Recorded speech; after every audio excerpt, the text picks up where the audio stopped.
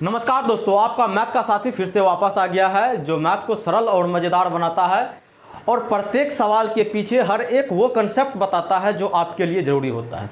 दोस्तों आज जो है आप लोगों के लिए एक दिलचस्प और ज़रूरी चैप्टर लेके आए हुए हैं जिसका नाम है आंकड़ों का प्रबंधन। दोस्तों ये एक ऐसा इम्पोर्टेंट चैप्टर है जो हम लोग के दैनिक जीवन में हमेशा इसका कभी न कभी इस्तेमाल होते रहता है और इस जानकारी के अभाव में जो काम हमें सरलता से हो सकती है, जो काम हम जल्दी जवाब दे सकते हैं, लेकिन इस जानकारी की वजह से हम उस चीज़ में थोड़ा सा टाइम दे देते हैं, यानी टाइम लगा देते हैं, जल्दी हमसे वो नहीं हो पाता है। तो उसी सब चीज़ को जो है आज हम लोग सीखने वाले हैं और हम लोग का चैप्टर ये NCERT मैथ का 9th चैप्टर होगा, यानी 9वां चैप्टर होगा आंकड़ों का प्रबंधन। बहुत ही मज़ेदार और रोचक चैप्टर है। आप आगे पढ़िएगा फिर भी आप लोग को जो है ये चैप्टर मदद करेगी। आप अपना जो है मैथमेटिक्स का फाउंडेशन तैयार करना चाहते हो फिर भी आपको जो है मदद करेगी। चाहे आप दैनिक जीवन में हो फिर भी आपको जो है ये मदद करेगी। कोई भी आप जो है ना मैनेजमेंट वाला काम कीजिएगा ना, आपको ये चैप्टर वहाँ पे मदद करेगी। और इस चीज़ को अप्लाई करने से पहले हमें इस चीज़ को सीखना पड़ेगा। तो आप लोग जो है क्लास में बने रहिएगा और इस चीज़ को जो है आप लोग समझिएगा। और जब मैं बताने लगूँगा तो थोड़ा सा आप माइंड को एडजस्ट कर लीजिएगा ताकि जो भी मैं आपसे बोलूँ डायरेक्ट आपको जो है दिमाग में वो जाके फिट हो जाए। ठीक, चलिए हम लोग का 9th चैप्टर है कौन सा? आंकड़ों का प्रबंधन। आंकड़ों का प्रबंधन। वैसे तो दोस्तों जब हम चैप्टर स्टार्ट करते हैं तो उसके पीछे पहले मैं बेसिक क्लास आपको देता हूं, उसके बाद मैं किसी एक्सरसाइज को शुरू करता हूं। फिलहाल इसमें उतना बेसिक का ज़रूरत नहीं है। हम लोग क्या करेंगे, एक्सरसाइज को ही डायरेक्ट शुरू कर देंगे और वहां पे जो ज़रूरी होगा आपके लिए कंसेप्ट वो मैं साथ ही साथ बताता चलूँगा। काहे कि इसमें ज़्यादा बेसिक कंसेप्ट नहीं है। कंसेप्ट समझने के लिए आपको सवाल ही बनाना पड़ेगा। तो सवाल के थ्रू जो है हम लोग कंसेप्ट को सीख लेंगे। तो डायरेक्ट हम लोग क्या करेंगे, एक्सरसाइज को ही शुरू कर लेंगे, यानी 9.1। उससे पहले हम लोगों को इस आंकड़े के बारे में जो है हम लोग को जानना पड़ेगा। पहले इसके बारे में हम जान लेते हैं, उसके बाद जो है इस चैप्टर का जो भी सवाल होगा उसको हम लोग हल करेंगे। देखिए ये आंकड़ा मतलब क्या होता है? डाटा। आप लोग कहीं ना कहीं ये बात को सुने होंगे, जो इस चीज़ का मुझे डाटा प्रोवाइड करो। अब ये मोबाइल डाटा, केवल डाटा नहीं, इसके बात नहीं कर रहे हैं, किसी भी चीज़ का। जैसे आपके यहाँ मान के चलिए भोज हो रहा है, तो आपका जो वो होता है ना, मतलब आपके पापा या मम्मी जो भोज कर रहा है, तो आपके गांव में जो मरड़ होता है तो उनसे पूछा जाता है, मरड़ जी हमारे जो मतलब ये सभा है, सभा कहने का मतलब क्या, जो हमारे जो पंचायत है, हम लोग जिनको भोज खिलाते हैं उनमें कितने आदमी है। यानी उस आदमी का मरड़ से डाटा लिया जाता है। या आप इसको इस प्रकार से भी समझ सकते हो, आपके घर में कुछ सामान आता है खाने पीने के लिए, उसमें कुछ रुपया खर्चा होता है, तो आप लास्ट में जो है महीने के अंत में जो भी रुपया खर्चा होता है, जिस चीज़ में होता है, मान के चलिए पढ़ाई में अलग हो रहा है, खाना में अलग हो रहा है, पानी में अलग हो रहा है, कपड़े लत्ते में अलग हो रहा है, अब पूरे महीने में किस चीज़ में कितना रुपया ख़त्म हुआ, इसको एक आंकड़ा के द्वारा दिखाना होता है हमें, ताकि एक बार देखने से ये समझ में आ जाए, हाँ इस चीज़ में इतना हुआ, इस चीज़ में इतना हुआ, किस में ज़्यादा हुआ, किस में कम हुआ। तो उसी चीज़ को हम लोग व्यवस्थित आज करेंगे और जो भी शॉर्ट तरीका उसका होगा, जो सवाल को हम कैसे हैंडल कर सकते हैं वो चीज़ हम सीखेंगे। तो हम लोग आंकड़ा को समझ रहे थे। आंकड़ा मतलब डाटा आपको समझाती है। डाटा क्या है? ये मोबाइल डाटा मत समझिएगा, है ना। अब समझिए, ये आंकड़ा और प्रबंधन का मतलब होता है मैनेजमेंट, यानी डाटा का मैनेजमेंट करना। अब हमें ये समझना पड़ेगा ये डाटा, ये आंकड़ा क्या चीज़ है। तो इसके लिए आप सिर्फ इतना ठो ध्यान रखिए, ये आंकड़ा जो होता है ना, ये कुछ भी नहीं है, ये संख्याओं का जो समुच्चय होता है। यानी हम इसको इस प्रकार से बोल सकते हैं, ये आंकड़ा जो है ये संख्याओं का जो है एक ग्रुप होता है और वो हमें कुछ ना कुछ सूचना दे रहा होता है। आंकड़ा समझ गए होंगे अब, यानी एक संख्या का एक ऐसा ग्रुप जो हमें कोई ना कोई सूचना दे रहा है, वही आपका डाटा है। और उसी को जो है आज प्रबंधन करना यानी मैनेजमेंट करना हम लोग जो है सीखेंगे, जो कैसे करेंगे। तो चलिए सबसे पहले जो है हम लोग इसका पहला सवाल को देखते हैं, पहला सवाल क्या है, उसके बाद जो है आगे हम लोग धीरे धीरे इस पर चर्चा करते रहेंगे। आपका एक्सरसाइज यहाँ पे 9.1 होगा, यानी यहाँ प्रश्नावली आपका प्रश्नावली 9.1 होगा। ठीक, धीरे धीरे जो है हम लोग समझते हुए चले जाएंगे। सबसे पहला आपका क्वेश्चन इसमें है, गणित का एक टेस्ट में 40 विद्यार्थी द्वारा निम्नलिखित अंक प्राप्त किए गए हैं। इन अंकों को मिलान चिन्हों का प्रयोग करके एक सारणी के रूप में व्यवस्थित कीजिए। और उसके बाद नीचे में जो है आपको सवाल दिया गया है, उस सवाल का जो है आपको जवाब भी देना पड़ेगा। देखिए किस प्रकार से आपको यहाँ पे सूचना दिया गया है। अब जैसे इसको देखिएगा ना, तो वो जो भी आपसे सवाल पूछा जाएगा उसका आप सटीक जवाब या जल्दी से आप नहीं दे सकते हो। मान के चलिए कोई एक आदमी उस आंकड़े के बारे में आपसे पूछा कि भाई इसमें यह कितना है, तो आप उसको बता दीजिएगा। लेकिन वही आंकड़ा आप जब दूसरे जगह भेजिएगा, तो दूसरे जगह भेजने के लिए आपको जब भेजिएगा और दूसरा कोई आदमी उस आंकड़ा को देख के ये जानना चाहेगा जो इसके पीछे का मतलब क्या सूचना हमें मिल रही है, तो उसे उतना ही मेहनत दोबारा करना पड़ जाएगा, है ना। इस प्रकार से जैसे अभी आपका सवाल है, इस सवाल में जैसे अभी हम लिखेंगे ना और आपको जब बताएंगे, आपको खुद ब खुद जो है इस चीज़ का आभास हो जाएगा जो सर जो बोल रहे हैं वो सही है या गलत है। ठीक है, देखिए 6 2 7 6 6। देखिए आपको जो है इस प्रकार से एगो डाटा दे दिया गया है, इस प्रकार से एगो डाटा दे दिया गया है और ये बोल रहा है इसमें 40, इसको गिनिएगा तो 40 पूरेगा, यानी 40 को स्टूडेंट के बारे में बोल रहा है और मिलान चिन्ह के द्वारा बोल रहा है एक सारणी बना लेने के लिए। अगर हम ऐसे करें, जैसे आपको इसमें क्या दिया हुआ है, इन अंक क्या कहते हैं, 40 विद्यार्थी अंक प्राप्त किए गए हैं। देखिए 40 को विद्यार्थी था, उसका टेस्ट लिया गया था, जिसमें से एगो को 8 आया, 4 आया, 7 आया, 7 आया, 1 आया, 9 आया, 3 आया, 4 आया। अब इसी का सवाल लेके आपको हम बताए, इसमें बोल रहा है जो कितने विद्यार्थी ने 4 से कम अंक प्राप्त किए हैं, तो 4 से जो विद्यार्थी कम अंक प्राप्त किए हैं उसको बताने के लिए आपको मेहनत करना पड़ेगा, यानी गिनना पड़ेगा। और इसी डाटा को अगर कोई और जानकारी लेना चाहेगा इस डाटा के द्वारा, तो फिर उसको भी उतना ही मेहनत करना पड़ेगा जितना मेहनत आप किए। लेकिन थोड़ा सा मैं दिमाग लगा के इसको सही तरीका से व्यवस्थित कर लूँ, तो ये जो मेहनत है ना बार बार का, वो सॉर्ट आउट हो जाएगा। यानी एक ही बार मेहनत हमें करना पड़ेगा, बाद बाकी आप देखिएगा तुरंत आप बता सकते हो। तो चलिए हम लोग जो है इसको व्यवस्थित करने का तरीका ढूंढते हैं। ठीक है, यहाँ पे देखिए, और यहाँ पे आपको बोल रहा है जो मिलान चिन्ह के द्वारा, कौन सा चिन्ह, मिलान चिन्ह। मिलान चिन्ह को जो है टेली मार्क बोलते हैं, ध्यान रखिएगा, इसको क्या बोलते हैं, टेली मार्क बोलते हैं। अब समझिए ये मिलान चिन्ह क्या है। सबसे पहले तो आपको इस डाटा पे नज़र डालना पड़ेगा। डाटा में आप देख रहे होंगे प्रत्येक संख्या जो है वो एक अंक का है, यानी 1 से लेकर 9 तक इसमें आपको दिख रहा होगा। इसके लिए क्या करना है, मान के चलिए यहाँ पे हम प्राप्त अंक हम दे देते हैं, यहाँ पे प्राप्त अंक, ठीक, सॉरी अंश लिख दिए हैं।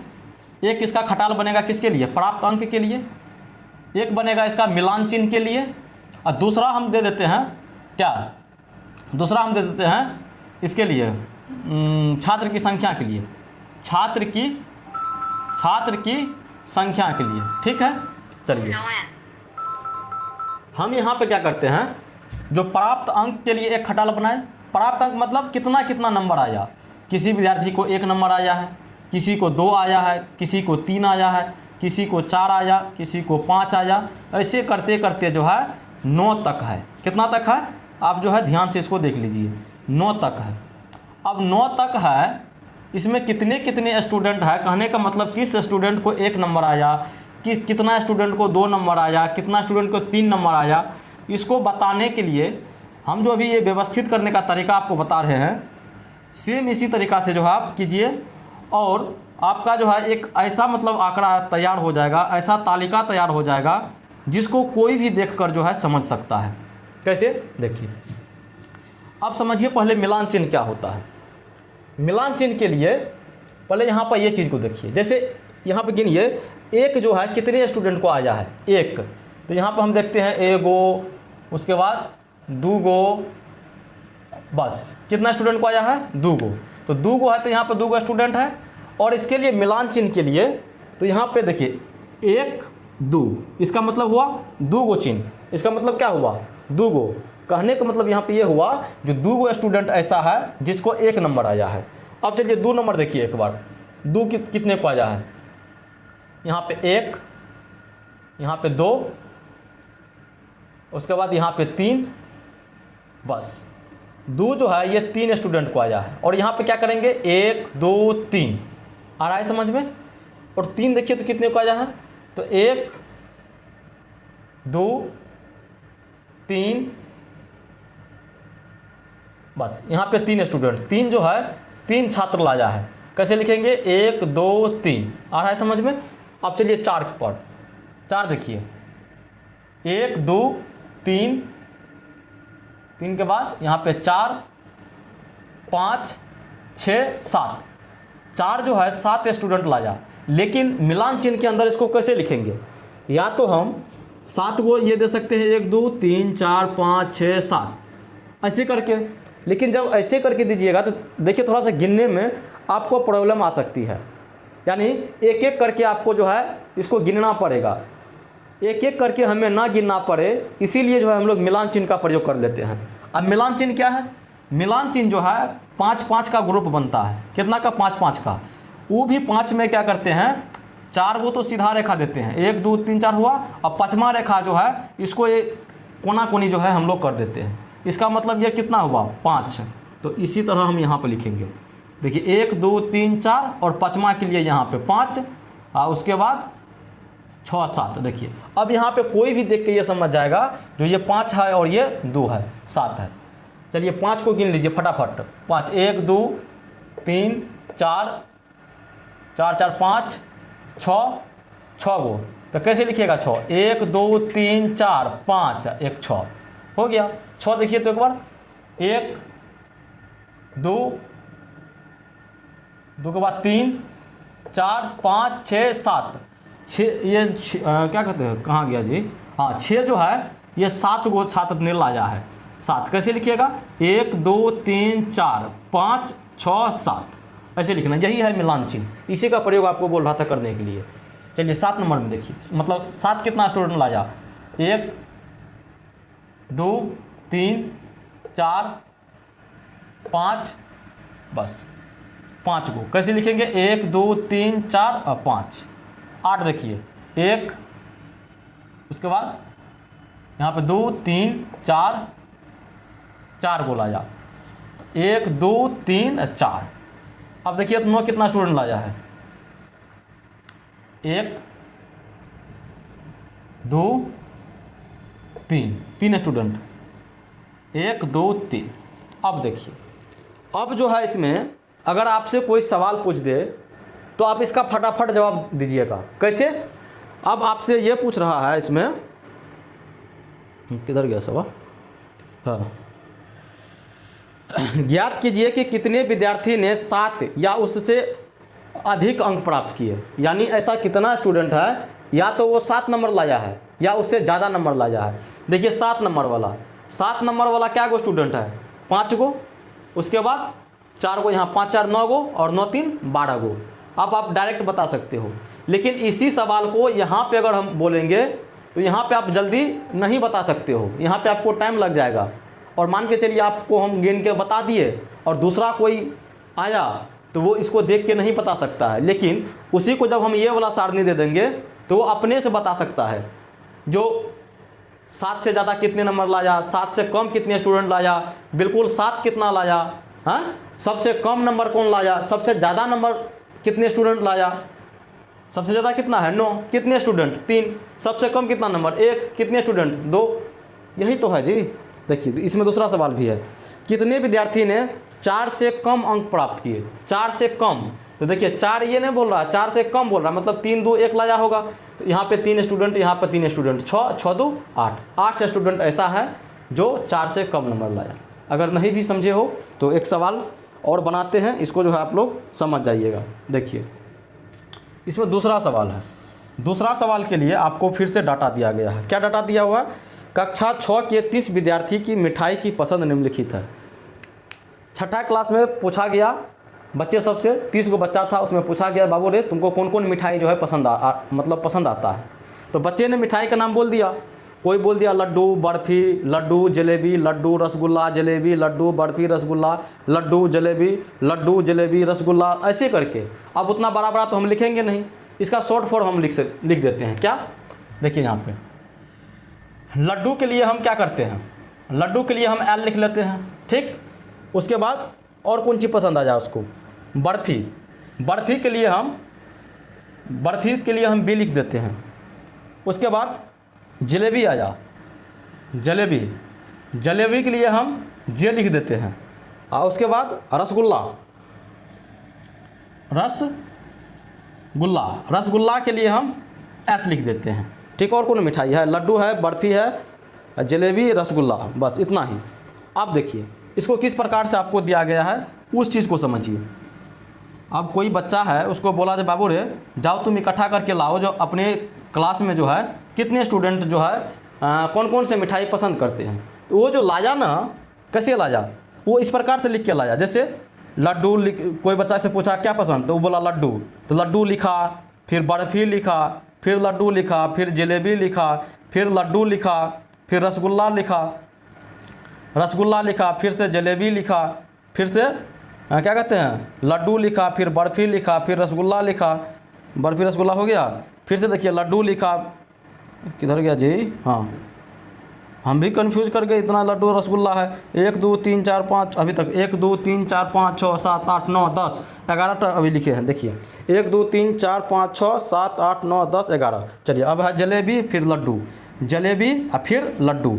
उसके बाद क्या है, फिर से जलेबी, फिर रसगुल्ला, फिर लड्डू, फिर रसगुल्ला और फिर जलेबी, फिर लड्डू, फिर रसगुल्ला, फिर लड्डू, फिर लड्डू।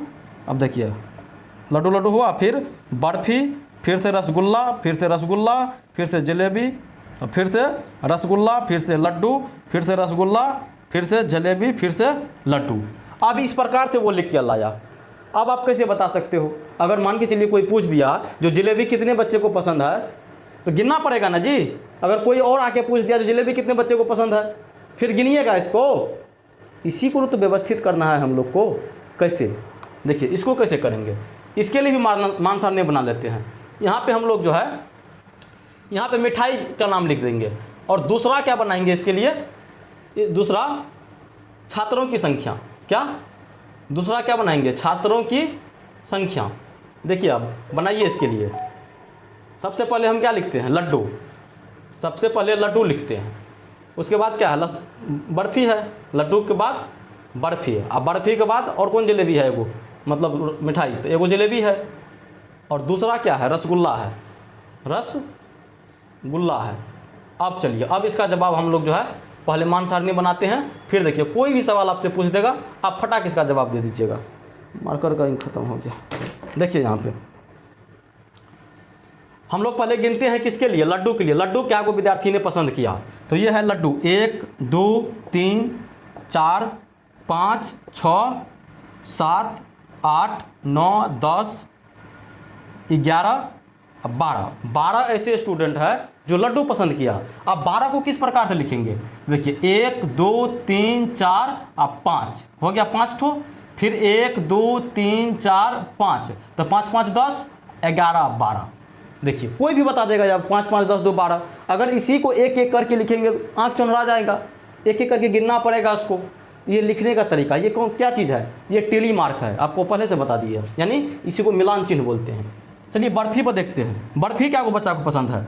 1 2, उसके बाद यहाँ पे 3, बस बर्फ़ी 3 को बच्चा पसंद करता है, तो 3 कैसे लिखेंगे? 1 2 3। हाँ चलिए अब उसके बाद क्या है? जलेबी। अब जलेबी देखिए कितने बच्चों को पसंद है? 1 2 3 4 5, उसके बाद 6 7। जलेबी 7 को बच्चा को पसंद है, कैसे लिखिएगा? 1 2 3 4 5 6 7 हो गया। उसके बाद देखिए रसगुल्ला। रसगुल्ला के लिए कितने बच्चा है? 1 2 3 4 5 6 7। रसगुल्ला को 7 बच्चा। कैसे लिखिएगा जी? 1 2 3 4 5 6 7। हो गया। अब चलिए, अब जो आपसे सवाल पूछ रहा है इसमें उसका जवाब दे दीजिए। अब आप जो है अपने से खुद ही दे सकते हो। हम लोग ऐसे में व्यवस्थित कर लिए ना जी, इसको हम ऐसे व्यवस्थित कर लिए। अब कोई हमसे कोई सवाल पूछ दे इसके बारे में, तुरंत बता देंगे। आपसे सवाल क्या किया है? पहला सवाल, मिठाई के इन नामों को मिलान चिन्हों का प्रयोग करते हुए एक सारणी में व्यवस्थित कीजिए। बस पहला काम आपका यही था। क्या था? ये जो मिठाई था ना, इसको मिलान चिन्ह का प्रयोग करके एक सारणी में व्यवस्थित कर देने के लिए। तो आप लोग तो कर दिए व्यवस्थित। और दूसरा सवाल, कौन सी मिठाई विद्यार्थी द्वारा अधिक पसंद किए जाते हैं? अब आपसे दूसरा सवाल ये है यहाँ पे, जो कौन ऐसा मिठाई है जो बच्चा ज़्यादा पसंद करता है? देखिए, सबसे ज़्यादा बच्चा कौन, किस में? लड्डू में। यानी लड्डू सबसे ज़्यादा पसंद करता है। ऐसा अब आपसे हम ये सवाल पूछते हैं, जो ऐसा कौन सा मिठाई है जिसमें बराबर बच्चे जो है पसंद करते हैं? आप बोलिएगा सर जी, जलेबी को भी 7 को बच्चा पसंद करता है और रसगुल्ला को भी 7 को बच्चा पसंद करता है। यानी जलेबी और रसगुल्ला इसको बराबर बराबर बच्चा जो पसंद करता है।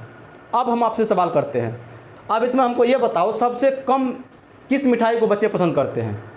अब इसको देख के आप खुद जवाब दीजिए। कमेंट बॉक्स में है, उसमें लिख दीजिए जो सबसे कम किस मिठाई को बच्चे पसंद करते हैं। ये आपका दूसरा सवाल था। चलिए तीसरा सवाल एक बार देखिए। आपका तीसरा सवाल क्या है? किधर गया जी? कैथरीन ने एक पासा लिया और उसको 40 बार उछालने पर प्राप्त अंक को लिख लिया। उसने इस कार्य को 40 बार किया और प्रत्येक बार प्राप्त संख्या को निम्न प्रकार से लिखा। देखिए, कैथरीन कोई लड़की या लड़का का नाम है। वो क्या गया, छक्का गुटी जो होता है उसी को पासा बोलते हैं, डाइस। उसको फेंका, काम नहीं होगा उसको कोनो। फेंक रहा है, फेंक रहा है, फेंक रहा है, फेंक रहा है। जाबिर जितना आया उतना लिख देता था, जाबिर जितना आया लिख देता था। 40 बार किया, 40 बार, और उसको इस प्रकार से वो लिख के लाया है। देखिए 3 नंबर का है। 3 नंबर में देखिए डाटा कैसे है। 13 56 1 3 5 6, उसके बाद 63 54, 63 54, मतलब सब एक ही में है, अलग अलग ना है। 63 54 16, यानी एक बार फेंका तो 3 आया, तकर बाद 1 आया, 3 आया, 5 आया, 6 आया, ऐसे करके 40 बार है। उसके बाद देखिए 2 है, 5 है, 3 है, 4 है, 6 है, 1 है, 5 है, 5 है, 6 है, 1 है। उसके बाद 1 है, 2 है, 2 है, 3 है, 5 है, 2 है, 4 है, 5 है, 5 है, 6 है। उसके बाद 5 है, 1 है, 6 2 3, 6 2 3, 5 2 4 1 5। चलिए, ये 4 है, ये 1 है, ये 5 है और ये 2 है। अब इसको आपको व्यवस्थित करना है। कैसे कीजिएगा? अभी तो तक में कुछ समझ में आया होगा। अब एक बात सोचिए, पासा जब फेंकेंगे तो इसमें से कौन कौन सा अंक आ सकता है? आप बोलेंगे सर जी उसमें 1 से लेकर 6 तक रहता है, यही बीच में कौन कौन आएगा? तो हम बोलेंगे जब इतना बात समझ रहे हो तो बना सकते हो। कैसे? यहाँ पर हम यहाँ पर हम लिख देते हैं प्राप्त अंक। क्या लिखते हैं? प्राप्त अंक। प्राप्त अंक का मतलब कितना आया, ठीक। और आने, क्या लिखेंगे यहाँ पे? आने वाली संख्या। आने की संख्या लिख देते हैं हम। आने की संख्या मतलब कितना बार वो आया है। चलिए, क्या क्या हो सकता है? 1 आ सकता है, 2 आ सकता है, 3 आ सकता है, 4 आ सकता है, 5 आ सकता है और 6 आ सकता है। इतना ही आएगा ना जी? और कुछ आ सकता है? कुछ हो ना आएगा। देखिए 1 क्या बार आया है? 1 2 3 4 5 6 7 बार। कैसे लिखेंगे 7 को? 1 2 3 4 5 6 7 लिख दिए। 2 क्या बार? देखिए गिनिए तो। हाँ, यहाँ पे 1, उसके बाद यहाँ पे 2 3 4 5 6। 6 कैसे लिखेंगे? 1 2 3 4, यहाँ पे 5 6, हो गया 6। 3 देखिए, 1 2 3 3 4 5 5, 1 2 3 4 5, ठीक। 4 पे आइए। 4 किधर गया? 1 2 3 4, 1 2 3 4, 4 बार। 5 देखिए, 1 2 3 4 5 6 7 8 9 10 11 बार आ गया। कितना बार? 11 बार। 1 2 3 4 5 1 2 3 4 5 5 5 10 हुआ, 10 1 11। 6 देखिए 1 2, ये 6 जो है 6, अब 6 को देखिए कितना बार? 1 2 3 4 5 6 7 7 बार। 7 कैसे लिखेंगे? 1 2 3 4 5 सॉरी 4 तक, यहाँ पे 5 6 और 7 हो गया। इस प्रकार से जो है हम लोग इसको व्यवस्थित कर लिए। अब मान के चलिए यहीं पे आपसे मैं सवाल कर दूं, ऐसा कौन सा नंबर है जो सबसे ज़्यादा बार आया? आप तो तुरंत ही बता सकते हो इसमें सबसे ज़्यादा बार आने वाला नंबर कौन है। देखिए यहाँ पे ये 5 आया कि ना।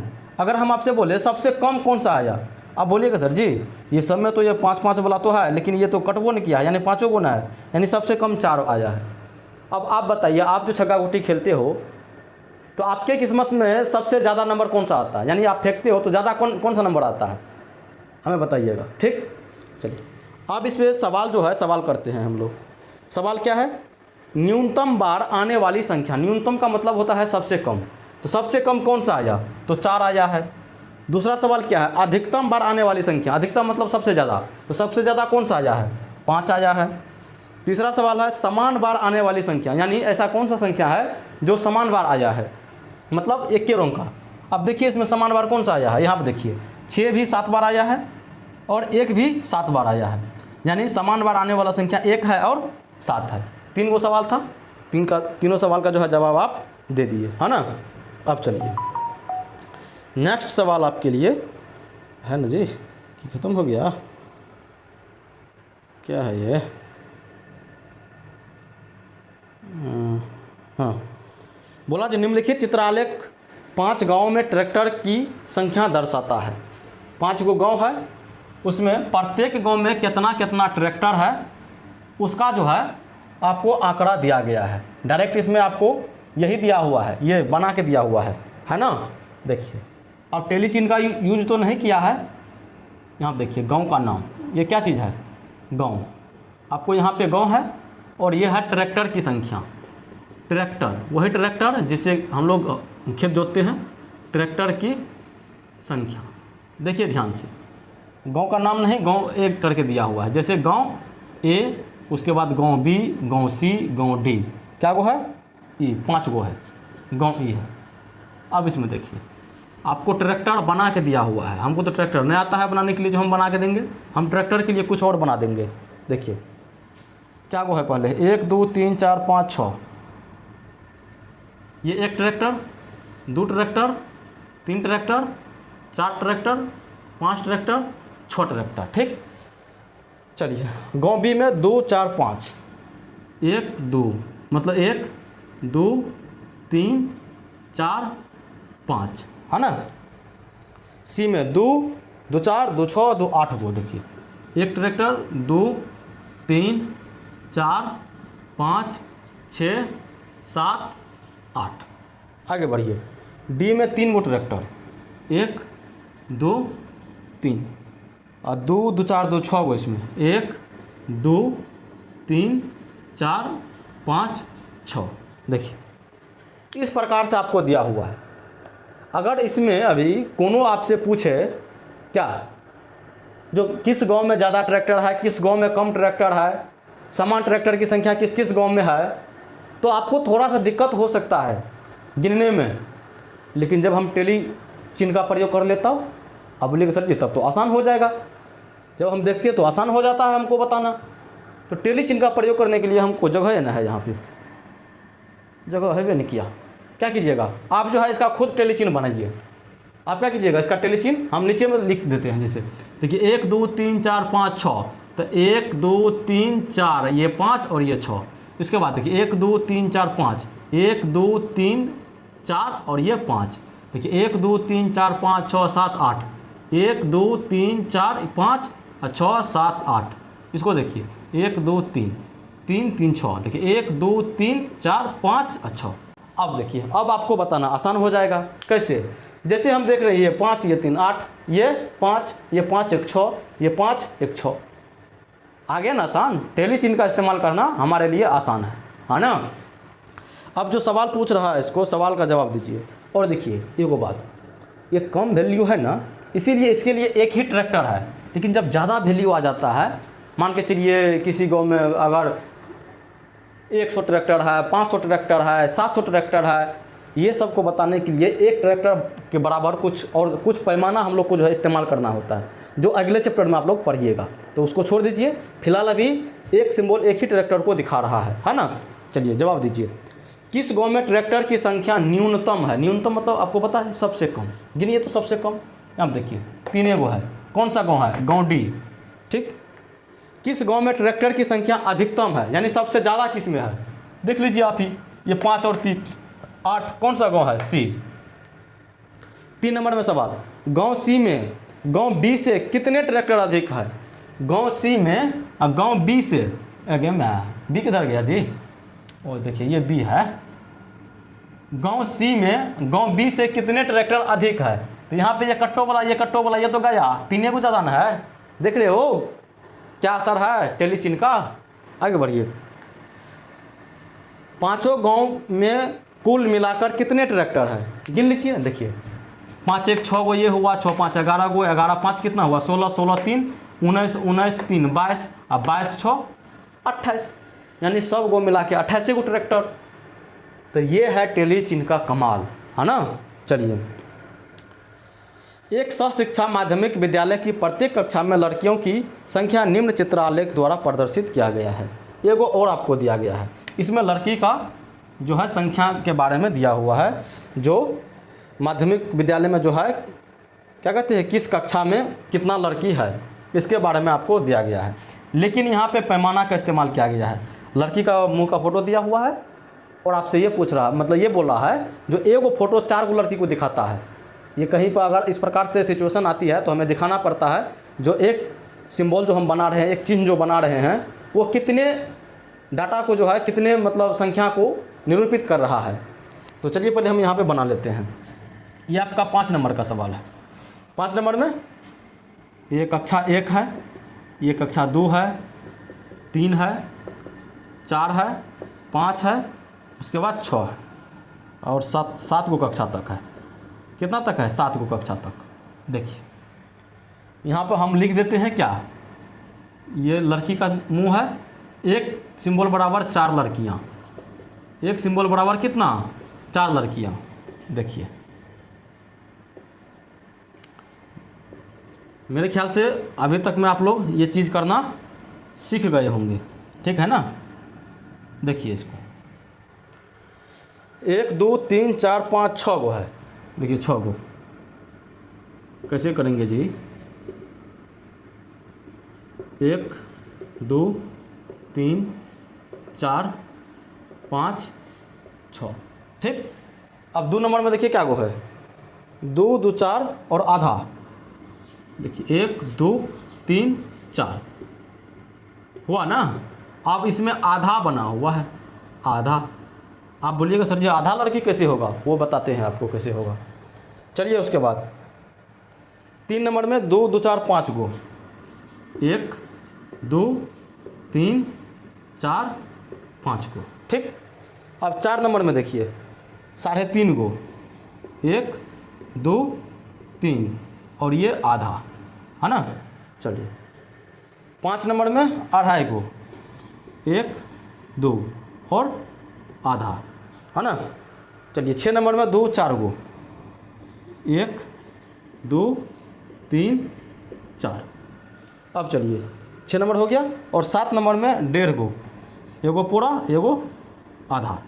चलिए समझिए, ये जो है ना एक सिंबल, पूरा सिंबल ये 4 लड़की, तो आधा सिंबल कितना? 2 लड़की। ये बात को समझना चाहिए आपको। एगो सिंबल मतलब 4 लड़की और आधा सिंबल मतलब 2 लड़की।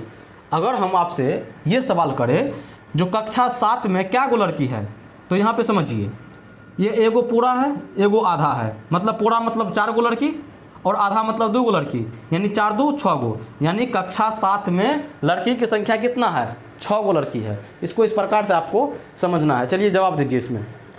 इस चित्रा आलेख, और इस प्रकार का जो आलेख हम बनाते हैं चित्रा आलेख बोलते हैं। चित्रा आलेख, पिक्टोग्राफ, क्या बोलते हैं इसको, पिक्टोग्राफ या चित्रा आलेख, मतलब चित्र के द्वारा जो है हम दिखाने का कोशिश करते हैं। ठीक, और ये जो था इसमें क्या चीज़ दिखा रहे थे, इसमें हम लोग जो है टेलीचिन्ह का इस्तेमाल करके दिखा रहे थे, और लेकिन इसमें क्या दिखा रहे हैं, चित्र बना के दिखा रहे हैं। ठीक, चलिए आगे बढ़िए। हाँ, आप बोलिएगा सर जी एक बात हमको पहले बता दीजिए, उसके बाद जो है सवाल स्टार्ट कीजिएगा। आप किस सवाल मतलब दिमाग में ये सवाल आता होगा, सर जी हम काहे ले एक सिंबल बराबर हम 4 लड़के लिए हैं, क्या ज़रूरी था? तो एक बात बताओ बाबू, कक्षा 1 में जो है पहला कक्षा में 1 2 3 4 5 6 को सिंबल बना है। 6 को सिंबल 24 को लड़की को दिखाता है। 24 को बनाने के लिए बताइए तो कितना जगह ले लिया होगा? बनाइएगा तो कितना जगह लेगा? बहुत जगह ले लेगा। तो उसी को शॉर्ट करने के लिए हम एक पैमाना सेट कर लेते हैं। जो एक सिंबल बनाएंगे उसका जो है वैल्यू इतने के बराबर हो जाएगा। ठीक है, उसका वैल्यू क्या है, इतने के बराबर हो जाएगा। तो चलिए अब इसका जवाब दीजिए। इस चित्रालेख को देखिए और निम्नलिखित प्रश्नों के उत्तर दीजिए। किस कक्षा में लड़कियों की संख्या न्यूनतम है? न्यूनतम का मतलब सबसे कम। बताइए तो कौन सा कक्षा में सबसे कम लड़की है? तो कक्षा 7 में। क्या कक्षा 6 में लड़कियों की संख्या कक्षा 5 की लड़कियों की संख्या से कम है? बोला कक्षा 6 जो है उसमें जो लड़की है कक्षा 5 से कम है। देख लेते हैं, ये कक्षा 6 और ये कक्षा 5, क्या इससे जो है ये कम है? कैसे कम है जी? यहाँ पे 4 गो है, यहाँ पे 2.5 गो है, कम नहीं है ना। सी नंबर में क्या क्वेश्चन है, कक्षा 7 में कितनी लड़कियाँ हैं? कक्षा 7 में क्या गो लड़की? 7, आपको बताए ना जी, एगो पूरा मतलब 4, एगो आधा मतलब 2, 4 2 6। अब हमको यहाँ पे एक चीज़ बताइए, ये कक्षा 2 में जो है क्या गो लड़की है? ये मेरा सवाल है आपके लिए। कक्षा 2 में क्या गो लड़की है? जा गो लड़की होगा, आप ऐसे करके लिखिएगा। कक्षा 6 बराबर जा गो लड़की होगा, वह गो लड़की का नाम आप लिख दीजिए कमेंट में। हाँ चलिए, क्या कहते हैं 6 नंबर। 6 नंबर में आपको जो है सवाल दिया गया। अब 6 नंबर में सवाल है तो उसके बनाने के लिए तो हमें मिटाना पड़ेगा। मिटाते हैं। आपका जो है 6 नंबर का सवाल, किसी सप्ताह के विभिन्न दिनों में बिजली के बल्बों की बिक्री नीचे दर्शाई गई है। सप्ताह का मतलब सोम मंगल बुध बृहस्पति शुक्र शनि, सप्ताह में 7 दिन। एक सप्ताह में कितने बिजली का बल्ब बिका है, इसको जो है जो तालिका भी दिया है आपको उसमें दिखाया गया है। चलिए सबसे पहले हम लोग तालिका को बनाते हैं। तालिका को पहले हम लोग जो है बना लेते हैं, उसके बाद इसका जवाब देंगे। इसमें जो एक बल्ब बनाया गया है, एक बल्ब जो बनाया गया है, ये बल्ब 2 गो बल्ब को दिखाएगा। कितना को? 2 को। देखिए यहाँ ये हो गया सोमवार, ये मंगलवार, ये हो गया आपको बुधवार। बुध के बाद क्या होता है? बृहस्पतिवार, शुक्रवार, और ये आपका शनिवार, और फिर आपका रविवार। सप्ताह में 7 दिन होता है, 7 दिन हो गया। चलिए सोमवार को 2 2 4 6 को बल्ब, 1 2 3 4 5 6। उसके बाद 2 2 4 2 6 2 8 को, 1 2 3 4 5 6 7 8। चलिए 3 गो, 1 2 3 2 2 4 5, 1 2 3 4 5। उसके बाद 2 4 6 7 गो, 1 2 3 4 5 6 7। शनिवार को 4 गो, 1 2 3 4, बस। उसके बाद 1 2 3 4 5 6 7 8 9, 1 2 3 4 5 6 7 8 9। ठीक है, देखिए यहाँ अब आपसे क्या बोल रहा है, जो चित्रालेख को देखिए और निम्नलिखित प्रश्नों का उत्तर दीजिए। सबसे पहले शुक्रवार को कितने बल्ब बेचे गए? शुक्रवार को बल्ब कितना बेचा गया? देखिए शुक्रवार को 1 2 3 4 5 6 7, क्या बोलिएगा 7 को बल्ब बेचा गया? नहीं, एक सिंबल जो है 2 को बल्ब को दिखा रहा है, यानी 7 दूना 14 को बल्ब। आपको ये हैंडल करने के लिए दिखा रहा है, जो सिखा रहा है भी सवाल। तो अगर ज़्यादा आंकड़ा में आ गया, नंबर ज़्यादा है, तो उसको कैसे लिखिएगा उसको, उसके लिए तालिका कैसे बनाइएगा, वो चीज़ आपको सिखा रहा है। जैसे मान के चलिए यहाँ पे 7 को हुआ, 14 को बल्ब, और 14 के लिए 14 को करना पड़ता ना वो जी, 14 को करना पड़ता, तो उसमें तो जगह भी ज़्यादा चाहिए, समय भी ज़्यादा चाहिए। तो ये बताइए दिया, एक वो सिंबल 2 को बल्ब, तो शुक्रवार को कितना, यहाँ पे 7 को है, यानी 7 दूना 14 को बल्ब बिका है। बी नंबर, किस दिन बेचे गए बल्बों की संख्या अधिकतम है? सबसे ज़्यादा किस दिन है? यहाँ पर देखिए और यहाँ पर देखिए, ये दोनों। रविवार को 9 को बल्ब, 1 2 3 4 5 6 7 8 9, 9 मतलब 18 बल्ब, मतलब क्या 18। शुक्रवार को ये क्या कहते हैं, रविवार को सबसे ज़्यादा। सी नंबर, किन दिनों में बेचे गए बल्बों की संख्या समान है? कब जो है एक रंग का बल्ब बिका है? तो देखिए संख्या में, इसमें देखिए तो एक बार 1 2 3 4 5 6 7, और कौन है 1 2 3 4 5 6, और यहाँ पे 8 है। यहाँ पे लिखिए एक बार, यहाँ पे 1 2 3 4 5 6, यहाँ पे 6, 1 2 3 4 5 6 7 8, यहाँ पे 8, यहाँ पर 1 2 3, और यहाँ पे 1 2 3 4 5, 1 2 3 4 5 6 7, 1 2 3 4, यहाँ पे 9। ऐसा कोई दिन है जिसमें समान संख्या में बल्ब बिका है? आप बोलिएगा सर जी ऐसा कोई भी दिन नहीं है जिसमें जो है समान संख्या में बल्ब बिका हो। अब किस दिन बेचे गए बल्बों की संख्या न्यूनतम है? न्यूनतम मतलब सबसे कम। ऐसा कौन सा दिन है जो सबसे कम बल्ब बेचा है? देखिए यहाँ पे बुधवार को कितना बल्ब बेचा है? तो 3 दूना 6 को बल्ब बेचा है। आगे बढ़िए। यदि एक बड़े डिब्बे में 9 बल्ब आ सकते हैं तो इस सप्ताह कितने डिब्बों की आवश्यकता पड़ेगी? ये बोल रहा है आपसे। अगर एगो बड़का डिब्बा है, उसमें एक डिब्बा में भरते हैं ना, 9 बल्ब में फुल हो जाता है, तो इस सप्ताह जो है जितना बल्ब बेचा है उससे क्या को डिब्बा फुल होगा? एक तो यहाँ पे जोड़ आना चाहिए आपको, ऊपर से भागा का पता होना चाहिए। कैसे? इस सप्ताह में देखिए क्या को बल्ब टोटल बिका है? 8 6 14, 14 3 17, 17 5 22, 22 7 29, 29 4 33, 33 9 42, 42 है ना, 42 के दुना, 42 के दुना मतलब 84। टोटल जो है, टोटल आपको 84 बल्ब बिका है इस सप्ताह में। और एक बल्ब जो एक डिब्बा में जो है 9 गो बल्ब आता है, भागा लगा दीजिए, 9 नमा 81, यानी 9 गो डिब्बा में जो है 9 गो डिब्बा में 81 को बल्ब फुल हो जाएगा। और 3 गो बल्ब तो बचेगा इसको, तो वो 3 गो बल्ब रखने के लिए वो अलग से डिब्बा चाहिए, तो उसी में ठेल ठाल के घुसा दीजिएगा। आपसे बोला है एक डिब्बा में एक ही बल्ब आएगा, मतलब सॉरी एक डिब्बा में 9 गो बल्ब आएगा, आपको 84 को बल्ब आ गया, तो 9 गो तो डिब्बा पूरा चाहिए, और 3 गो बल्ब के लिए एगो डिब्बा और चाहिए आपको। चलिए 7 नंबर का देखिए। एक विशेष मौसम में एक गांव में 6 फल विक्रेता द्वारा बेची गई फलों की टोकरी की संख्या निम्न चित्रालेख द्वारा दर्शाया गया है। यानी एगो गांव है, उसमें जो है अलग अलग फल विक्रेता है। फल विक्रेता मतलब जो फल को बेचता है।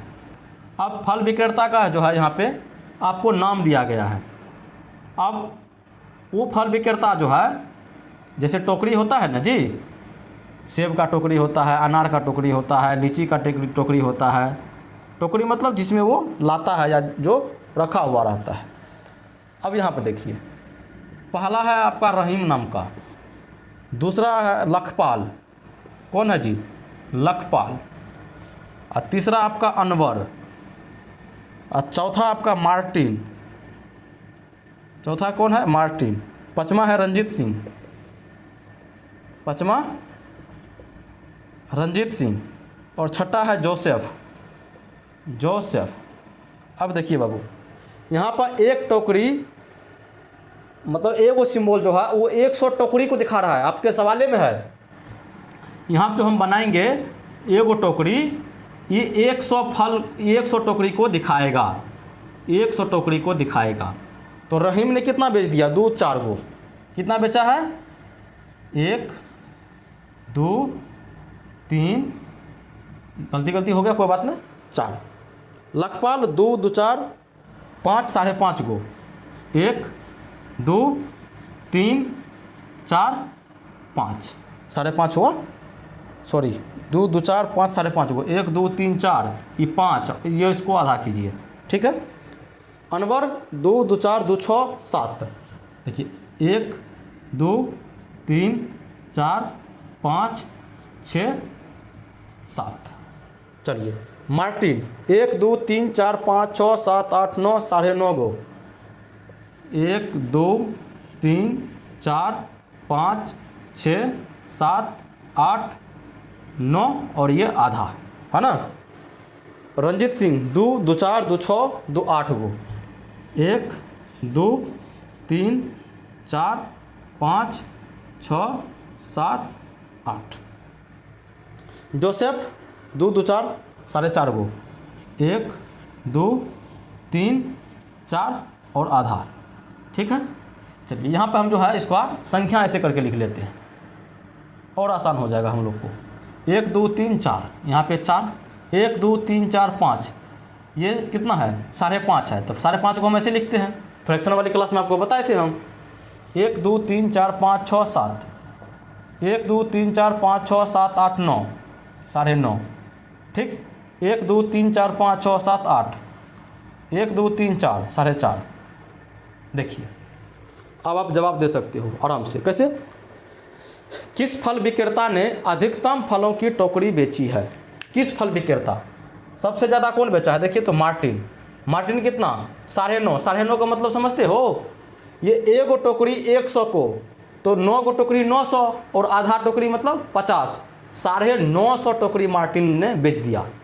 उसके बाद अनवर ने फलों की कितनी टोकरी बेची? अनवर कितना बेचा है? 7 नहीं बेचा, एगो टोकरी 100 यानी 7 गुना 100, 700 टोकरी बेच दिया है।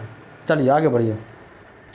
सी नंबर, वे विक्रेता जिन्होंने 600 या उससे अधिक टोकरी बेची है अगले मौसम में गोदाम खरीदने की योजना बना रहे हैं, क्या आप इनके नाम बता सकते हैं? बोला ऐसा कौन सा फल विक्रेता है जो 600 या तो 600 टोकरी बेचा है या उससे ज़्यादा बेचा है? देख लीजिए, ये तो 400 बेच पाया, ये 550, ये है वो 700, ये है 950, ये है 800, फिर ये कम में रह गया। यानी 3 गो फल विक्रेता है। कौन? अनवर है, मार्टिन है, रंजीत सिंह है। ये तीनों मिलकर जो है 600 से ज़्यादा टोकरी को बेचा है ना। अब चलिए, अब आप लोगों का जो है अगला एक्सरसाइज है और इसमें जो है हम लोग चित्रा आलेख को खींचना सीखेंगे। ये तो आपको बने बनाए दिया हुआ था ना, अब हम लोग को सिर्फ डाटा रहेगा, उस डाटा के इस्तेमाल से ये हमें बनाना है, खुद बनाना है। अब किस प्रकार से वो बनेगा इस चीज़ को समझना पड़ेगा।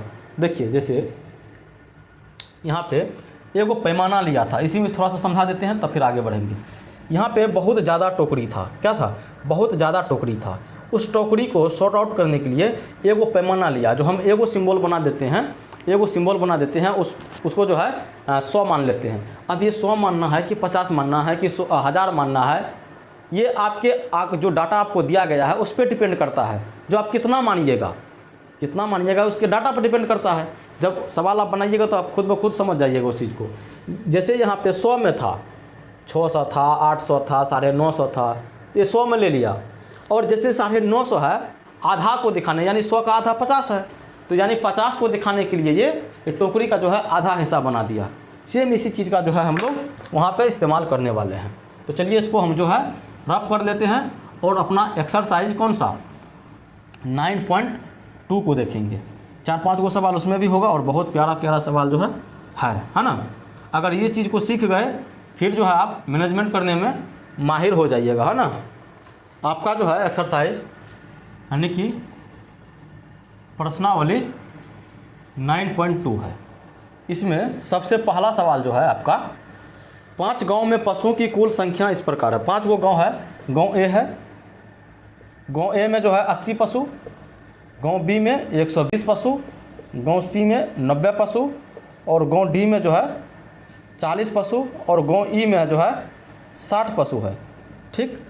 अब जो है इसमें बोल रहा है जो संकेत x, इसमें जो संकेत आपको बोल रहा है यूज करने के लिए, वो ऐसे इसका जो है इस्तेमाल करने के लिए आपको बोल रहा है का प्रयोग करके जो 10 पशु को निरूपित करता है।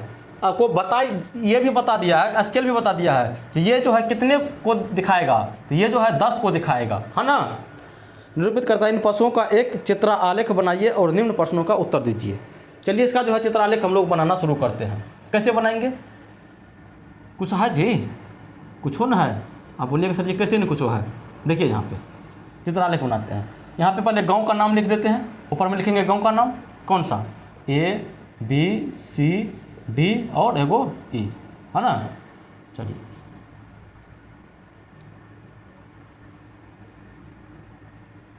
अब एगो बात बताइए हमको, इतना में नहीं होगा शायद, थोड़ा सा और आगे बढ़ जाइए।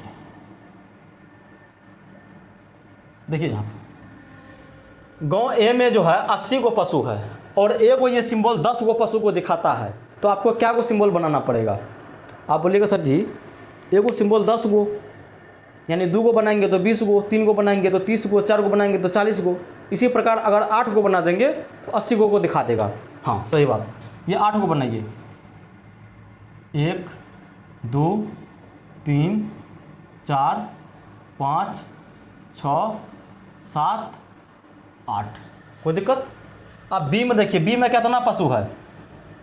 बी में पशु तो 120 गो है, तो 120 गो के लिए क्या गो सिंबल बनेगा?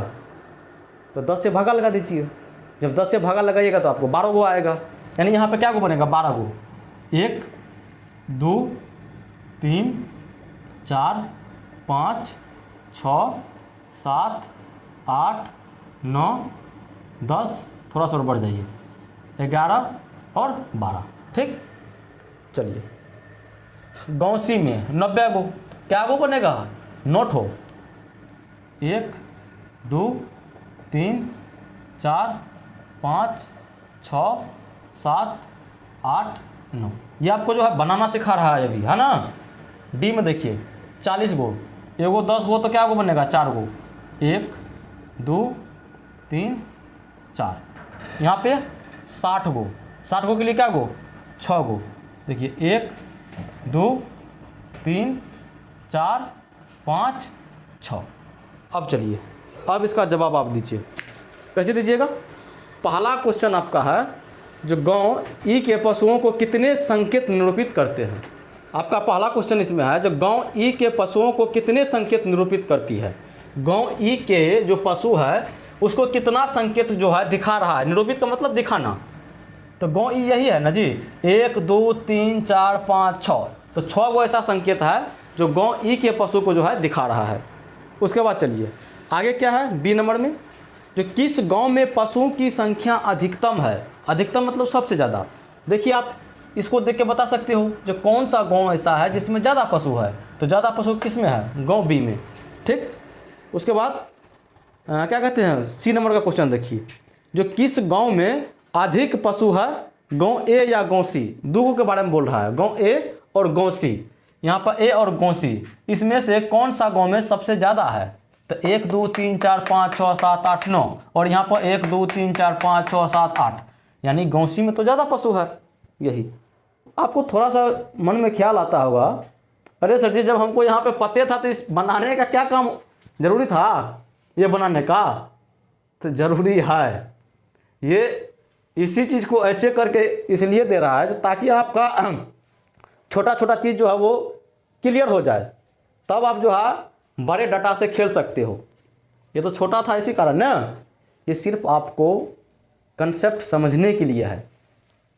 आगे जब आएगा ना डाटा तब उस चीज़ को आप खुद हैंडल कर लीजिएगा, लेकिन जब इसको छोड़ दीजिएगा तो फिर वो आपसे हैंडल होने वाला नहीं है। चलिए 2 नंबर का सवाल देखिए, तो उस मच्छर घुसा दली तुम। 2 नंबर में सवाल देखिए, विभिन्न वर्षों में एक स्कूल के विद्यार्थी की कुल संख्या निम्न सारणी द्वारा प्रदर्शित की गई है।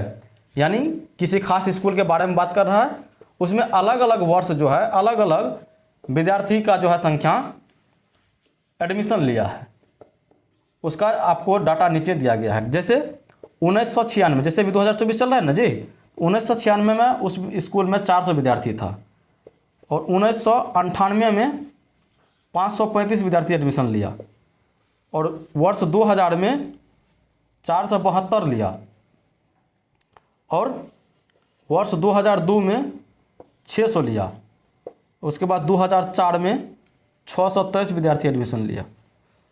तो आपको यहाँ पे संकेत इसका प्रयोग करने के लिए बोल रहा है, इसका प्रयोग जो है संकेत में करने के लिए बोल रहा है, जो 100 विद्यार्थियों को निरूपित करता है।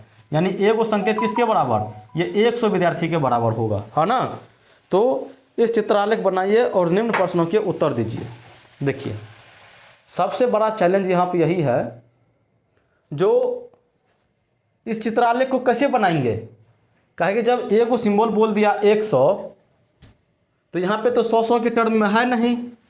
जैसे इसको देखिए 535 है, ये 627 है, ये 472 है, कैसे इसको कीजिएगा। हम तो ये करते हैं, 4 तो है तो 4 को बना देंगे, 600 है 6 को बना देंगे, लेकिन इसके साथ कैसे हैंडलिंग कीजिएगा आप। तो चलिए सीखिए पहले आप। इसके लिए एक तालिका हम बना लेते हैं, पहले तालिका बना लेते हैं। क्या हुआ, 1 2 3 4 5, 1 2 3 4, एगो यहाँ पे 5, यहाँ पर लिख लीजिए 1996, यहाँ पे 1998, 2000, 2002 और 2004। देखिए पहले तो 400 के लिए तो आप बना सकते हो ना, एगो सिंबल मतलब कितने, 100, 200, 300,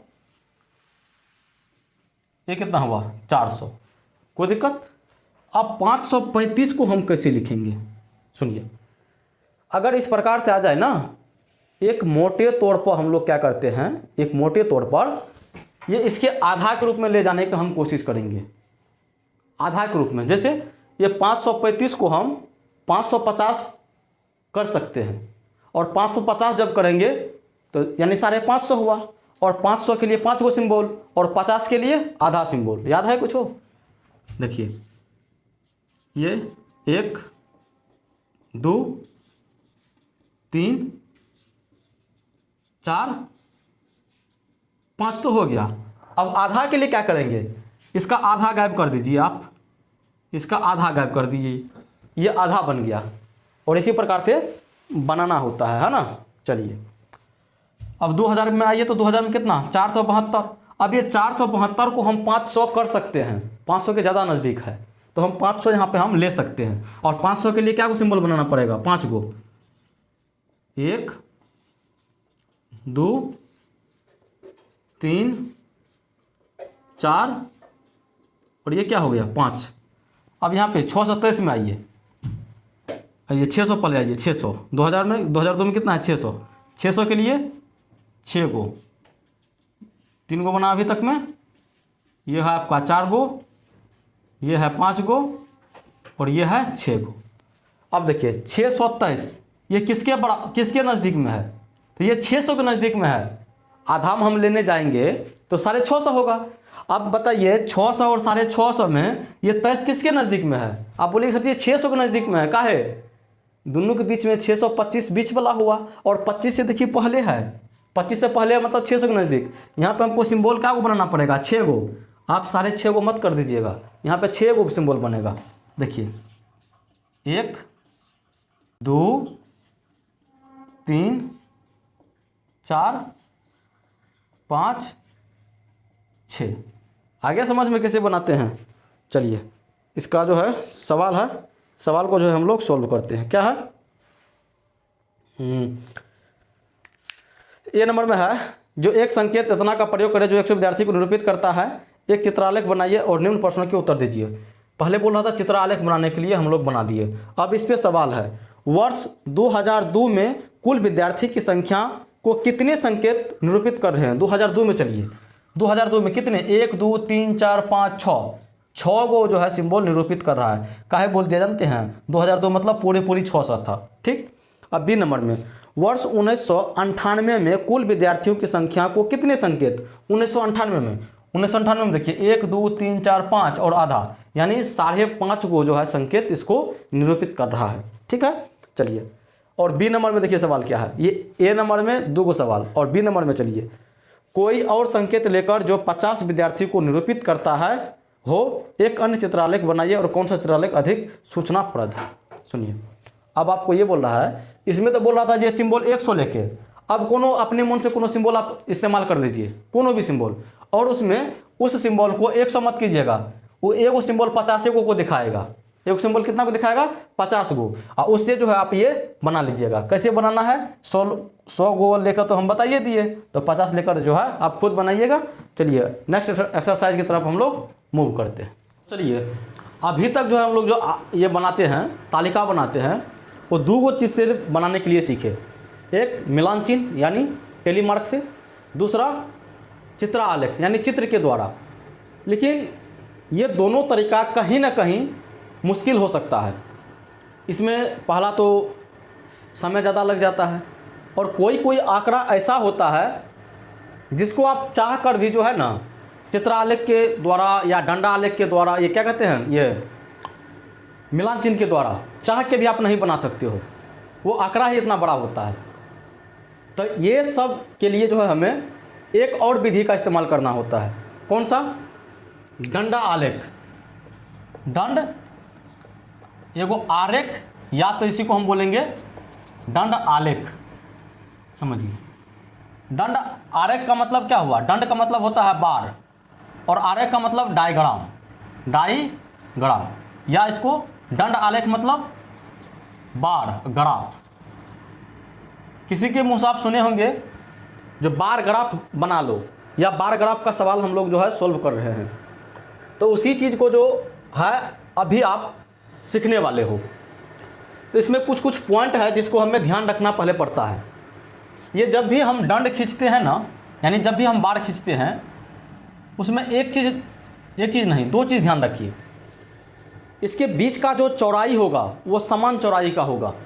हम क्या लिखें, समान चौड़ाई रखना पड़ता है, समान चौड़ाई। और 2 दंड के बीच जो है समान दूरी रखना पड़ता है, समान दूरी रखना पड़ता है। आप बोलिएगा सर जी दंड क्या है, मतलब दंड इसको आप इस प्रकार से लिख सकते हो, यह है दंड। अब इस दंड के लिए या तो हम इसको सुताकर भी लिख सकते हैं, या इसको उठाकर भी लिख सकते हैं। जैसे अगर पृथ्वी के समांतर हम किए रेखा खींच रहे हैं तो उसको सुताना हुआ, और इसको हम आपको बोले थे जब पृथ्वी के समांतर, यानी ऐसा मान के चलिए जैसे ये पेन है मेरे पास, पृथ्वी पर हम रख दिए, अगर उस प्रकार से रेखा को खींचे हैं तो उसको क्षैतिज रेखा बोलते हैं। लेकिन अगर हम इसी को गाड़ दें पृथ्वी पर तो ये ऊर्ध्वाधर रेखा है।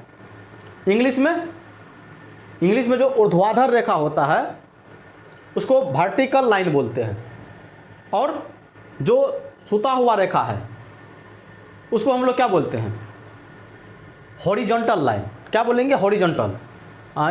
जब हम शायद चैप्टर 2 बता रहे थे उसमें भी इस चीज़ के बारे में आपको बताए थे। अब ये दंड जो हमको खींचना है, जरूरी नहीं है दंड को ऊर्ध्वाधर ही खींचे, इसको क्षैतिज में भी हम खींच सकते हैं, ये अपना चॉइस पर है ना।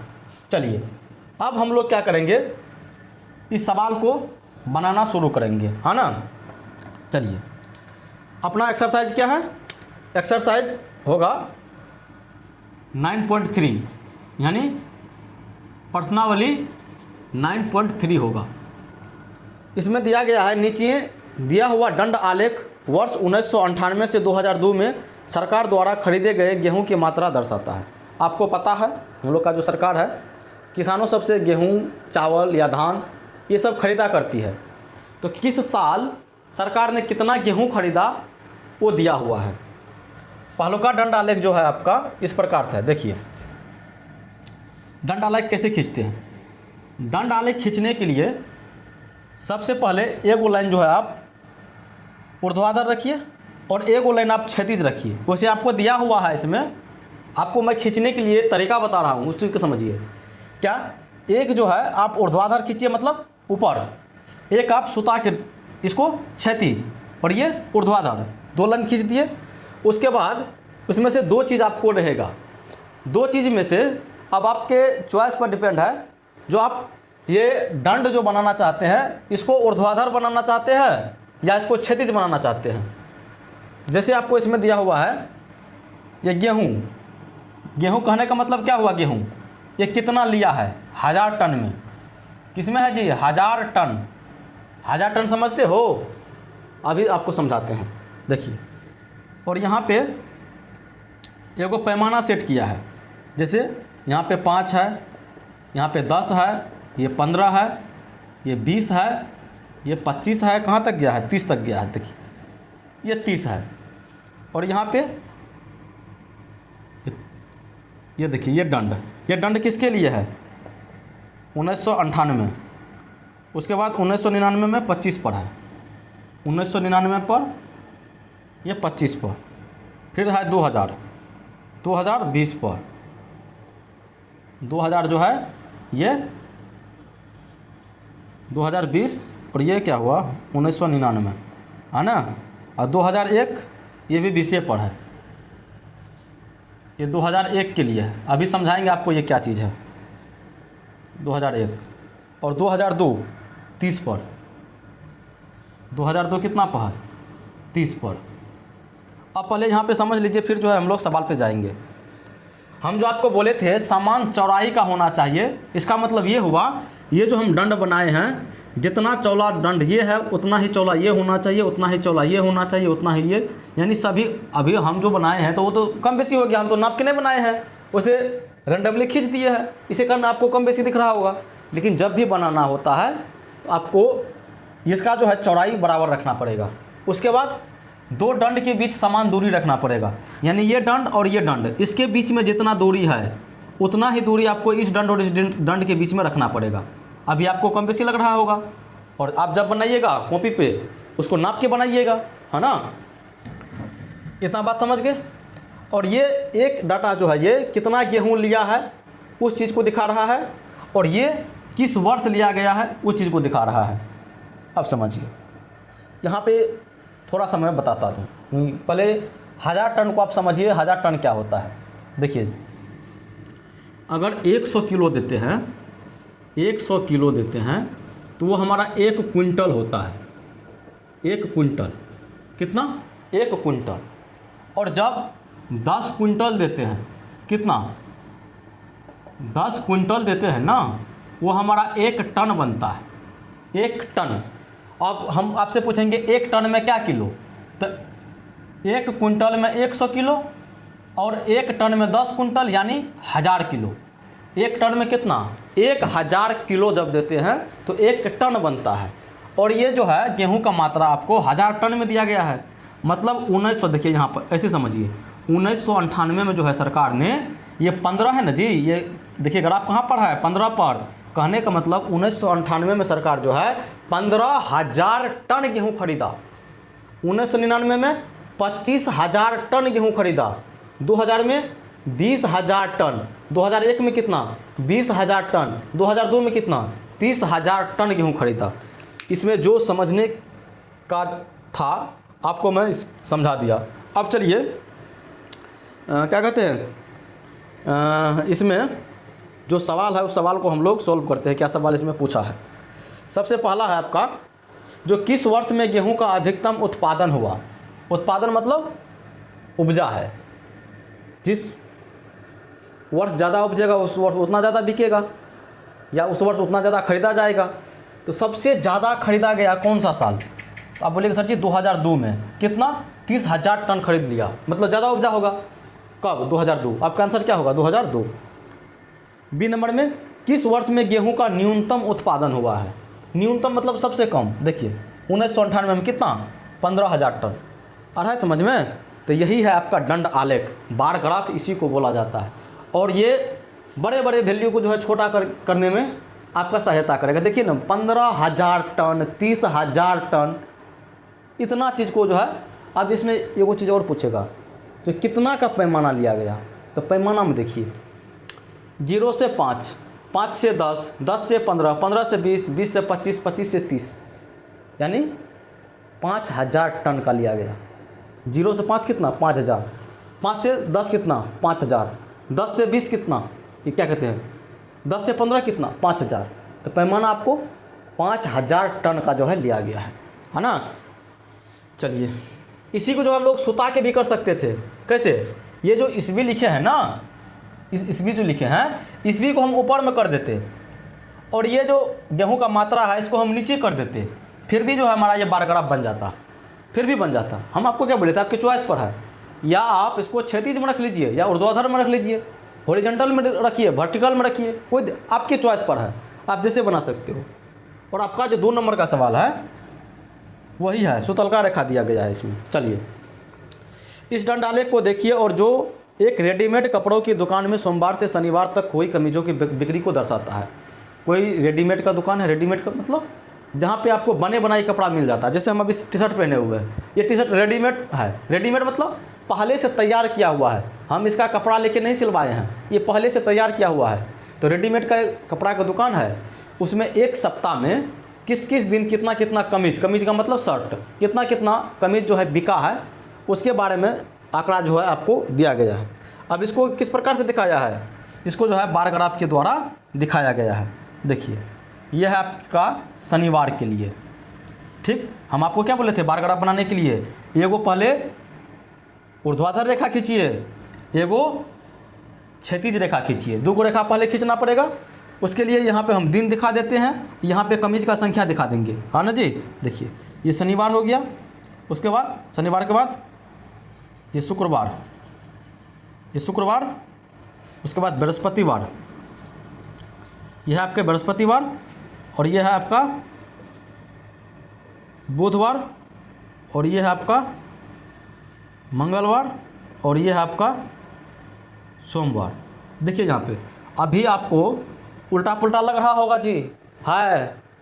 ये जो अभी हम बार ग्राफ बनाएंगे यहाँ पे, इसके बीच का दूरी बराबर होना चाहिए, इसके बीच का दूरी बराबर होना चाहिए। कैसे, कमीज का संख्या कितना तक लिया है, 65 तक, और एक इकाई जो है ये 5 कमीज को दिखाएगा। क्या एक इकाई ये कितना कमीज को दिखाएगा, 5 कमीज को। तो सर जी इसका क्या मतलब हुआ, ये क्यों लिख के हमको दिया है, ये हमको इस प्रकार ऐसे लिख के दिया है, जैसे यहाँ पे 0 है, यहाँ पे 5 है, यहाँ पे 10 है, 15 है, 20 है, 25 है, 30 है, 35 है, यहाँ पे 40, 45, 50, 55, और यहाँ पे 60, 65, कहाँ तक लिया है, ये 65 तक लिया है। चलिए अब ये एक इकाई में 5 कमीज, मतलब यानी यहाँ से जब यहाँ तक आएंगे तो 5 कमीज, यहाँ से यहाँ तक आएंगे तो फिर 5 कमीज, यहाँ से यहाँ जाएंगे तो 5 कमीज, यहाँ से यहाँ जाएंगे तो 5 कमीज। आप देखिए सबको तो लिखना पॉसिबल नहीं है, सबको लिखना पॉसिबल है, एक 2 करके लिखिएगा तो है संभव, 65 तक आप लिख पाइएगा।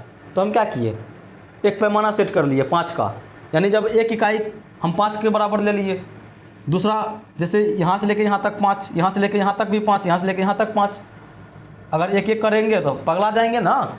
चलिए आगे बढ़िए। तो सोमवार के लिए जो है 15 पर है, देखिए ये सोमवार है ना, तो सोमवार के लिए जो ग्राफ खींचा है, सोमवार के लिए ग्राफ ये 15 पर है। मेरा टेढ़ा हो रहा है, इसको जो है आप लोग सुधार लीजिएगा। और मंगलवार के लिए देखिए 10 है, ये मंगल है, मंगलवार देखिए 10 यहाँ पे है ना जी, तो यहाँ से बनेगा ये, यहाँ से बनेगा। इसके बीच में बराबर दूरी रहना चाहिए और ये बराबर चौड़ाई का भी होना चाहिए। और बृहस्पतिवार, ये बुधवार के लिए आपको 20 पर है, ये 20 है, और बुधवार के लिए कितना पर है, 20 पर। चलिए बुधवार के लिए 20 पर, और बृहस्पतिवार के लिए कौन सा है, ये 35 पर है। चलिए 35 पर। और शुक्रवार के लिए 50 पर, शुक्रवार के लिए, अरे घींच का है, टेढ़ कर लिया है,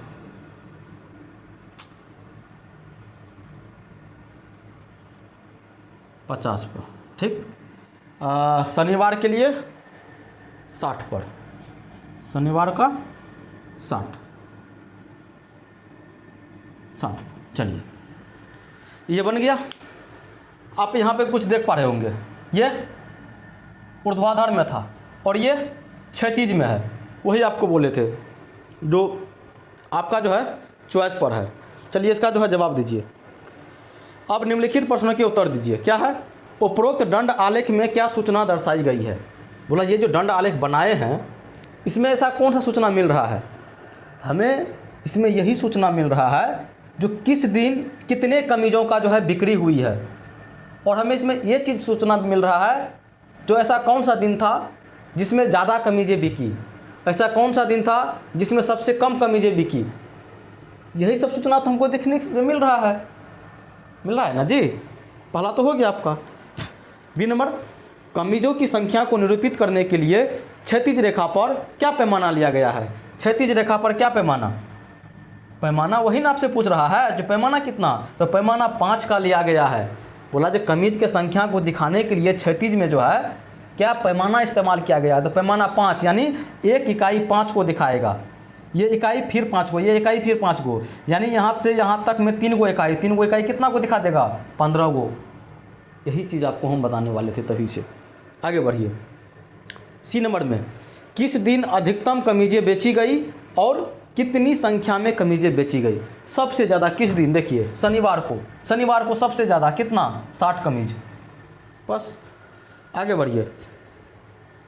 किस दिन न्यूनतम संख्या में कमीज़ें बेची गई, न्यूनतम मतलब सबसे कम, किस दिन, देखिए मंगलवार को सबसे कम बिका, कितना, 10 गो। आगे बढ़िए।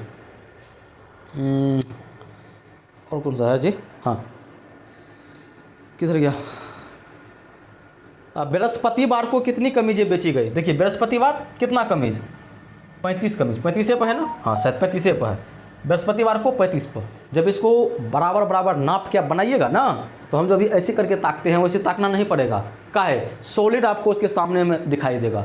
इसी कारण इसको बनाने का तरीका है, जब भी करेंगे तो समान चौड़ाई का हमको बनाना पड़ेगा, 2 दंड के बीच में समान दूरी रखना पड़ेगा, तब आप स्पष्ट देख के बता सकते हो। चलिए आपका तीसरा सवाल इसमें क्या है, तीसरा सवाल देखिए। तीसरा सवाल, इस दंड आलेख को देखिए जो अजीज द्वारा अर्धवार्षिक परीक्षा में विभिन्न विषयों में प्राप्त निम्नलिखित किए गए अंकों को प्रदर्शित करता है। एक वो दंड आलेख और है आपको दिया गया। अजीज नाम का कोई लड़का है, वो क्या किया, छमाही जो परीक्षा होता है ना जी, छमाही परीक्षा में एग्ज़ाम दिया और उसको किस विषय में कितना नंबर आया है वो चीज़ को दिखा रहा है।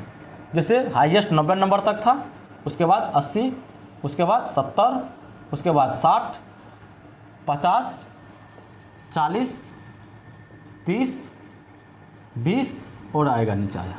चलिए 20 के बाद 10 और यहाँ पे 0। आप बोलिए 0 हम काहे लिए, पैमाना देखिए, पैमाना कितना लिया है, 90 से 80 हुआ, कितना लिया था 10, 80 से 70 हुआ कितना 10, तो 10 से हम डायरेक्ट 0 करेंगे ना, तो 5 पढ़ने दे दीजिएगा, यानी 0 से 10, 10 से 20, 20 से 30, पैमाना इसमें 10 का लिया है। आगे बढ़िए। ये पहला है हिंदी, ये पहला किसके लिए, हिंदी के लिए। हिंदी में कितना आया इसको देखिए, 80 पर है, ये डाटा 80 पे है। चलिए उसके बाद अंग्रेजी, अंग्रेजी में कितना जी, 60। ये किसके लिए, ये है अंग्रेजी के लिए, किसके लिए, अंग्रेजी के लिए। उसके बाद गणित, गणित में 70, ये गणित के लिए, ये है गणित में कितना आया है, 70। उसके बाद विज्ञान, विज्ञान में 50, विज्ञान में कितना 50, ओह सॉरी यहाँ पर विज्ञान देना पड़ेगा, विज्ञान, विज्ञान मतलब साइंस। उसके बाद सामाजिक विज्ञान, सामाजिक विज्ञान में 40, सामाजिक विज्ञान में यह है सामाजिक विज्ञान। ठीक, ऐसा आपको ग्राफ दिया गया है आपके बुक में। अब जो है जो भी सवाल पूछ रहा है, सवाल का जो है जवाब हम लोग देंगे। क्या है, जो यह दंड आलेख क्या सूचना प्रदर्शित करता है, आप ही बताइए। ये दंड आलेख जो बना के दिया है, इसमें से कौन सा सूचना हमको मिल रहा है, सूचना यही नहीं मिल रहा है जो किसी पार्टिकुलर कोई जो स्टूडेंट है उसको किस सब्जेक्ट में कितना नंबर है, वो चीज़ मिल रहा है। किस में सबसे ज़्यादा अंक आया, कौन सा सब्जेक्ट में, वो मिल रहा है। किस में उसको सुधार करने की ज़रूरत है, वो मिल रहा है। कैसे, जिसमें सबसे कम नंबर आया होगा उसमें सुधार करने का उसको ज़रूरत होगा, जिसमें ज़्यादा नंबर आया वो सब्जेक्ट उसका बढ़िया होगा। यही ना बता रहा है। इसको देख के हम तो बता सकते हैं, अरे बच्चा का तो हिंदी बहुत बढ़िया है, बच्चा का सामाजिक विज्ञान बहुत कमज़ोर है, हम बता नहीं सकते हैं देख के। अब बोले सर जी खूब बता सकते हैं। चलिए आगे बढ़िए। किस विषय में अजीज ने अधिकतम अंक प्राप्त किए? कौन सा विषय है जो सबसे ज़्यादा अंक मिला है? हिंदी में सबसे ज़्यादा पूछ दिया, कितना? 80। किस विषय में उसने न्यूनतम अंक प्राप्त किया? न्यूनतम मतलब सबसे कम। बताइए, देखिए, सामाजिक विज्ञान, कितना नंबर? 40 नंबर। डी नंबर, विषय का नाम लिखिए और उनमें से प्रत्येक में प्राप्त किए गए अंक भी लिखिए। विषय का नाम आपको लिखना है, उसमें कितना नंबर आ जाए उसको लिखना है। जैसे हिंदी लिख के डैश दे दीजिएगा, हिंदी में कितना? 80। अंग्रेजी डैश दे दीजिएगा, अंग्रेजी में कितना? 60। गणित डैश दे दीजिएगा, गणित में कितना? 70। विज्ञान डैश दे दीजिएगा, 60। सामाजिक विज्ञान 40। खत्म।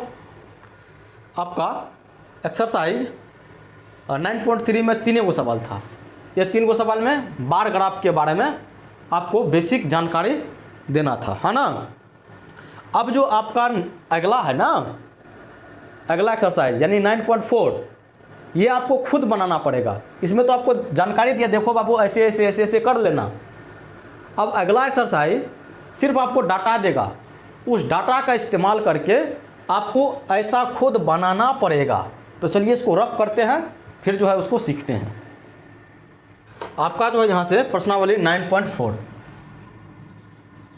प्रश्नावली कौन सा है? 9.4। समझिए इसको। पहला क्वेश्चन है, एक स्कूल में 120 विद्यार्थी का इस आशय से सर्वेक्षण किया गया है कि वे अपने खाली समय में किस क्रियाकलाप को पसंद करते हैं और निम्न आंकड़े प्राप्त हुए। यहाँ पर देखिए, इसका कहने का मतलब यही हुआ, एक वो स्कूल था जिसमें 120 बच्चा पर जो है सर्वेक्षण किया। सर्वेक्षण क्या मतलब? 120 बच्चा को जो है पूछा गया, जो तुम्हारे पास जो खाली समय होता है उसमें तुम क्या करते हो। तो 120 बच्चा में 5 गो चीज़ का नाम लिया, जैसे पसंद करने वाला क्रियाकलाप, यानी वो बच्चा जो है कौन कौन से क्रियाकलाप करना पसंद करते हैं वो चीज़।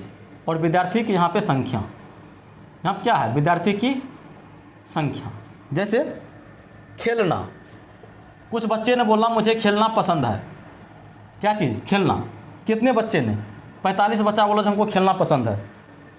उसके बाद कहानी की पुस्तक पढ़ना, कुछ बच्चे ने बोल दिया हमें कहानी का जो है, कहानी का पुस्तक पढ़ना अच्छा लगता है, कहानी का पुस्तक पढ़ना। अब ये कितना बच्चा ने बोला? 30 बच्चा ने बोल दिया। 30 बच्चा बोला जो हमको कहानी का पुस्तक जो है पढ़ना अच्छा लगता है। और टीवी देखना, टीवी, कुछ बच्चे ने बोला हमको टीवी देखना में अच्छा लगता है, यानी फ्री टाइम में हम टीवी देखते हैं। कितने बच्चा? 20 बच्चे था। ये मोबाइल का लत होगा इसको टीवी देखने। और कुछ बच्चे ने बोला हमको संगीत सुनना, संगीत मतलब गाना सुनना, संगीत सुनना, संगीत सुनना जो है हमें अच्छा लगता है। कितने बच्चे ने बता दिया? 10 बच्चे ने। एक और चीज़ बताया, क्या? पेंटिंग करना। अब कुछ बच्चे ये भी बोल दिया जो मुझे पेंटिंग जो है अच्छा लगता है पेंटिंग करना। कितने बच्चे ने? 15 बच्चे ने। अब आप मुझे बताइए, आपको फ्री समय में क्या करना पसंद है? हमें ज़रूर बताइए, काहे कि मुझे भी अगर आपका पसंद पता लगे तो मुझे भी खुशी होगी, जो आपको ये काम करना फ्री समय में अच्छा लगता है। अब आपको बोल रहा है इसमें बार ग्राफ इसका बनाने के लिए, और आपको सजेशन भी दे दिया जो एक इकाई में कितना का पैमाना लीजिएगा। आपको बोल दिया एक इकाई में 5 का पैमाना लीजिए। कितना का जी? 5 का पैमाना लीजिए और एक दंड आलेख बनाइए। दंड आलेख, चलिए आपको हम क्या बोले थे दंड आलेख बनाने के लिए? सबसे पहले एगो ऊर्ध्वाधर खींचिए और एगो क्षैतिज खींचिए, 2 गो रेखा खींचिए सबसे पहले, ठीक। उसमें एक साइड जो है आप ये पसंद करने वाला क्रियाकलाप लिख दीजिए और एक साइड आप विद्यार्थी की संख्या लिख दीजिए। अब आपके चॉइस पर डिपेंड है, चाहे तो आप विद्यार्थी की संख्या को नीचे में लिख सकते हो, या विद्यार्थी की संख्या को आप ऊपर में लिख सकते हो, या क्रियाकलाप को आप नीचे में लिख सकते हो, या क्रियाकलाप को आप ऊपर लिख सकते हो। अब आप कैसा बनाना चाहते हैं ये आपके ऊपर डिपेंड है।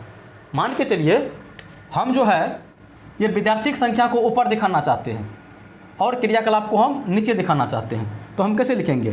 तो क्रियाकलाप जो है, यहाँ पे क्रियाकलाप का हम नाम लिखते हैं कौन कौन सा। एगो तो है खेलना, एगो खेलता है, दूसरा क्या है? कहानी, दूसरा कहानी सुनने के लिए है, तीसरा क्या है? तीसरा टीवी के लिए है, चौथा क्या है? संगीत के लिए है, और पांचवा क्या है? पेंटिंग के लिए है। 2 गो रेखा खींचे, एगो में इधर और दूसरा में विद्यार्थी की संख्या, ये जो हम बनाएंगे किसके लिए बनाएंगे, विद्यार्थी की संख्या के लिए बनाएंगे। यहाँ पे हम शॉर्ट में सिर्फ लिख देते हैं संख्या, आप लिखिएगा विद्यार्थी की संख्या, ठीक है। अब चलिए, अब बात आती है जो संख्या जो हम लेंगे किस पैमाना पर लेंगे, 1 2 करके तो हम ले नहीं सकते हैं। हाँ, आपको तो यहाँ पे सजेशन दे दिया है 1 इकाई 5 पैमाना लीजिए, लेकिन जब आपके सामने में रियल लाइफ का एग्जाम्पल होगा वो थोड़े बताएगा जो 1 इकाई में 5 पैमाना लीजिए, आपको खुद सोचना पड़ेगा क्या लेंगे। जैसे यहाँ पर आपको लेने के लिए हम बताते हैं, देखिए यहाँ पर 45 है, 30 है, 20 है, 10 है, 5 है, इस प्रकार से है। तो यहाँ पे 5 5 का लेना सूटेबल होगा हमारे लिए। अगर 0 0 वाला रहता और कम में रहता तो 10 10 का ले लेते, सूटेबल रहता। अगर 100 में गया होता तो कितना 100 100 का लेते, तब मेरे लिए सूटेबल होता। ये आपको खुद सोचना पड़ेगा। तो चलिए संगीत, जैसे यहाँ पे 0 तो 1 इकाई, यहाँ पे तो 5, 1 इकाई में 5 ले लेते हैं। यहाँ पे 10, यहाँ पे 15, यहाँ पे 20, यहाँ पे 25, यहाँ पे 30, यहाँ पे 35, यहाँ पे 40, कितना तक है जी 45 तक, यहाँ पे 45 और ये 50। अब ये कहाँ तक जाएगा ये डाटा पर डिपेंड करेगा, है ना। चलिए, खेलना कितने को पसंद है, देखिए खेलना कितने को 45 को, यानी ये जो ग्राफ बनेगा ये 45 पे जाएगा, कितना पे 45 पे। चलिए, कहानी सुनना कितने को पसंद है 30 को, यानी ये यहाँ पर यहाँ पे। और जब भी इसको बनाइएगा इसके बीच में समान दूरी और समान चौड़ाई रखिएगा, है ना, ध्यान रखिएगा इस चीज़ का। टीवी देखना कितने को पसंद है 20 को, यहाँ पे 20 है, ये आपका टीवी के लिए हो गया। अच्छा, संगीत सुनना 10 को, यहाँ पे है 10, संगीत 10 बच्चे पसंद करता है। पेंटिंग 15 बच्चे, 15 बच्चे यानी 10 से ऊपर। मच्छर बहुत आ गया जी,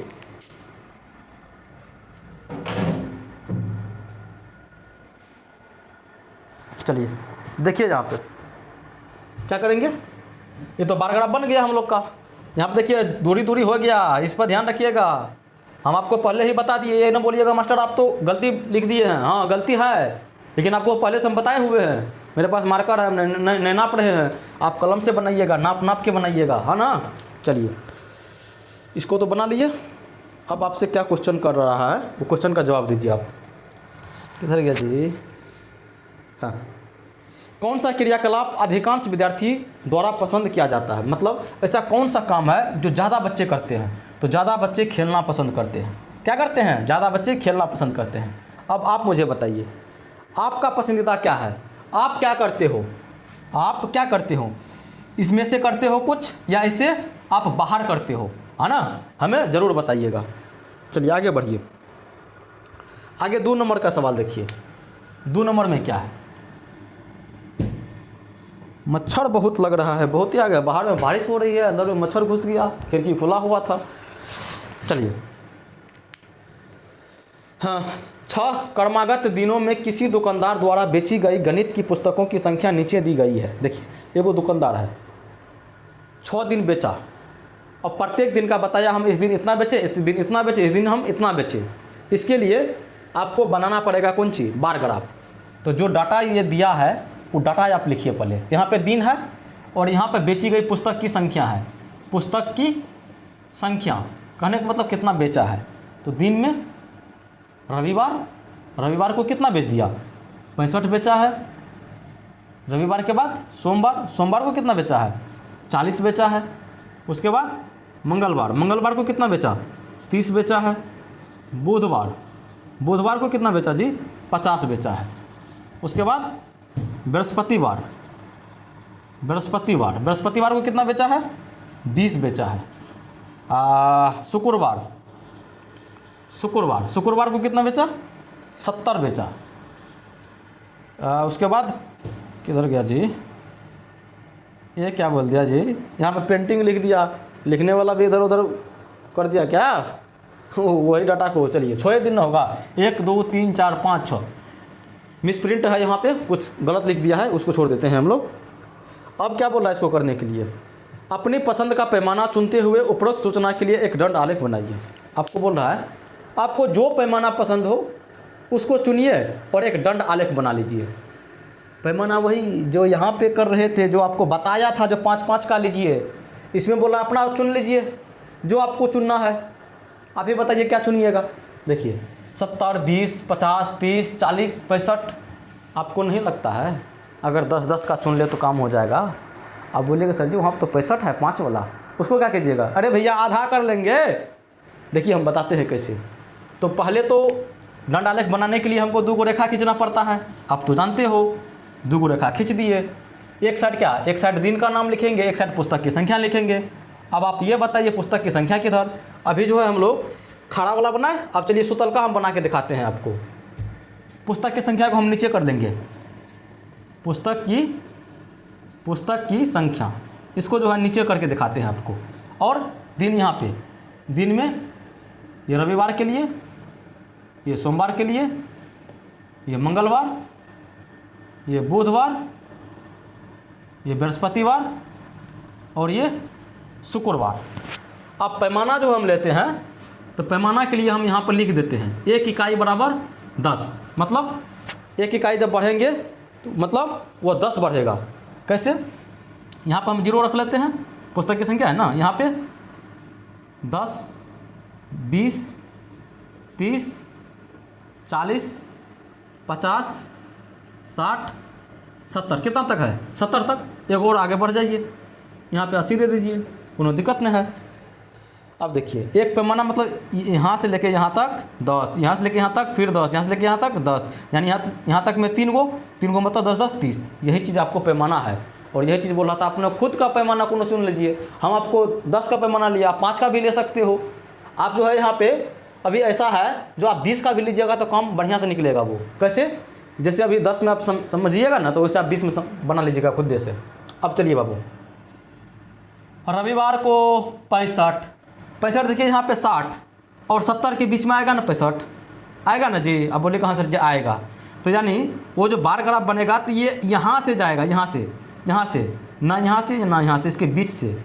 लेकिन वो तो रविवार के पास आएगा। तो रविवार यहाँ से बढ़ाइए इसको, कहाँ पे? इसके बीच में रखिए, जस्ट इसके बीच में। आप नाप के कर लीजिएगा, हम तो अनुमान से लगा दिए, जहाँ चला जा गया होगा वहाँ पे।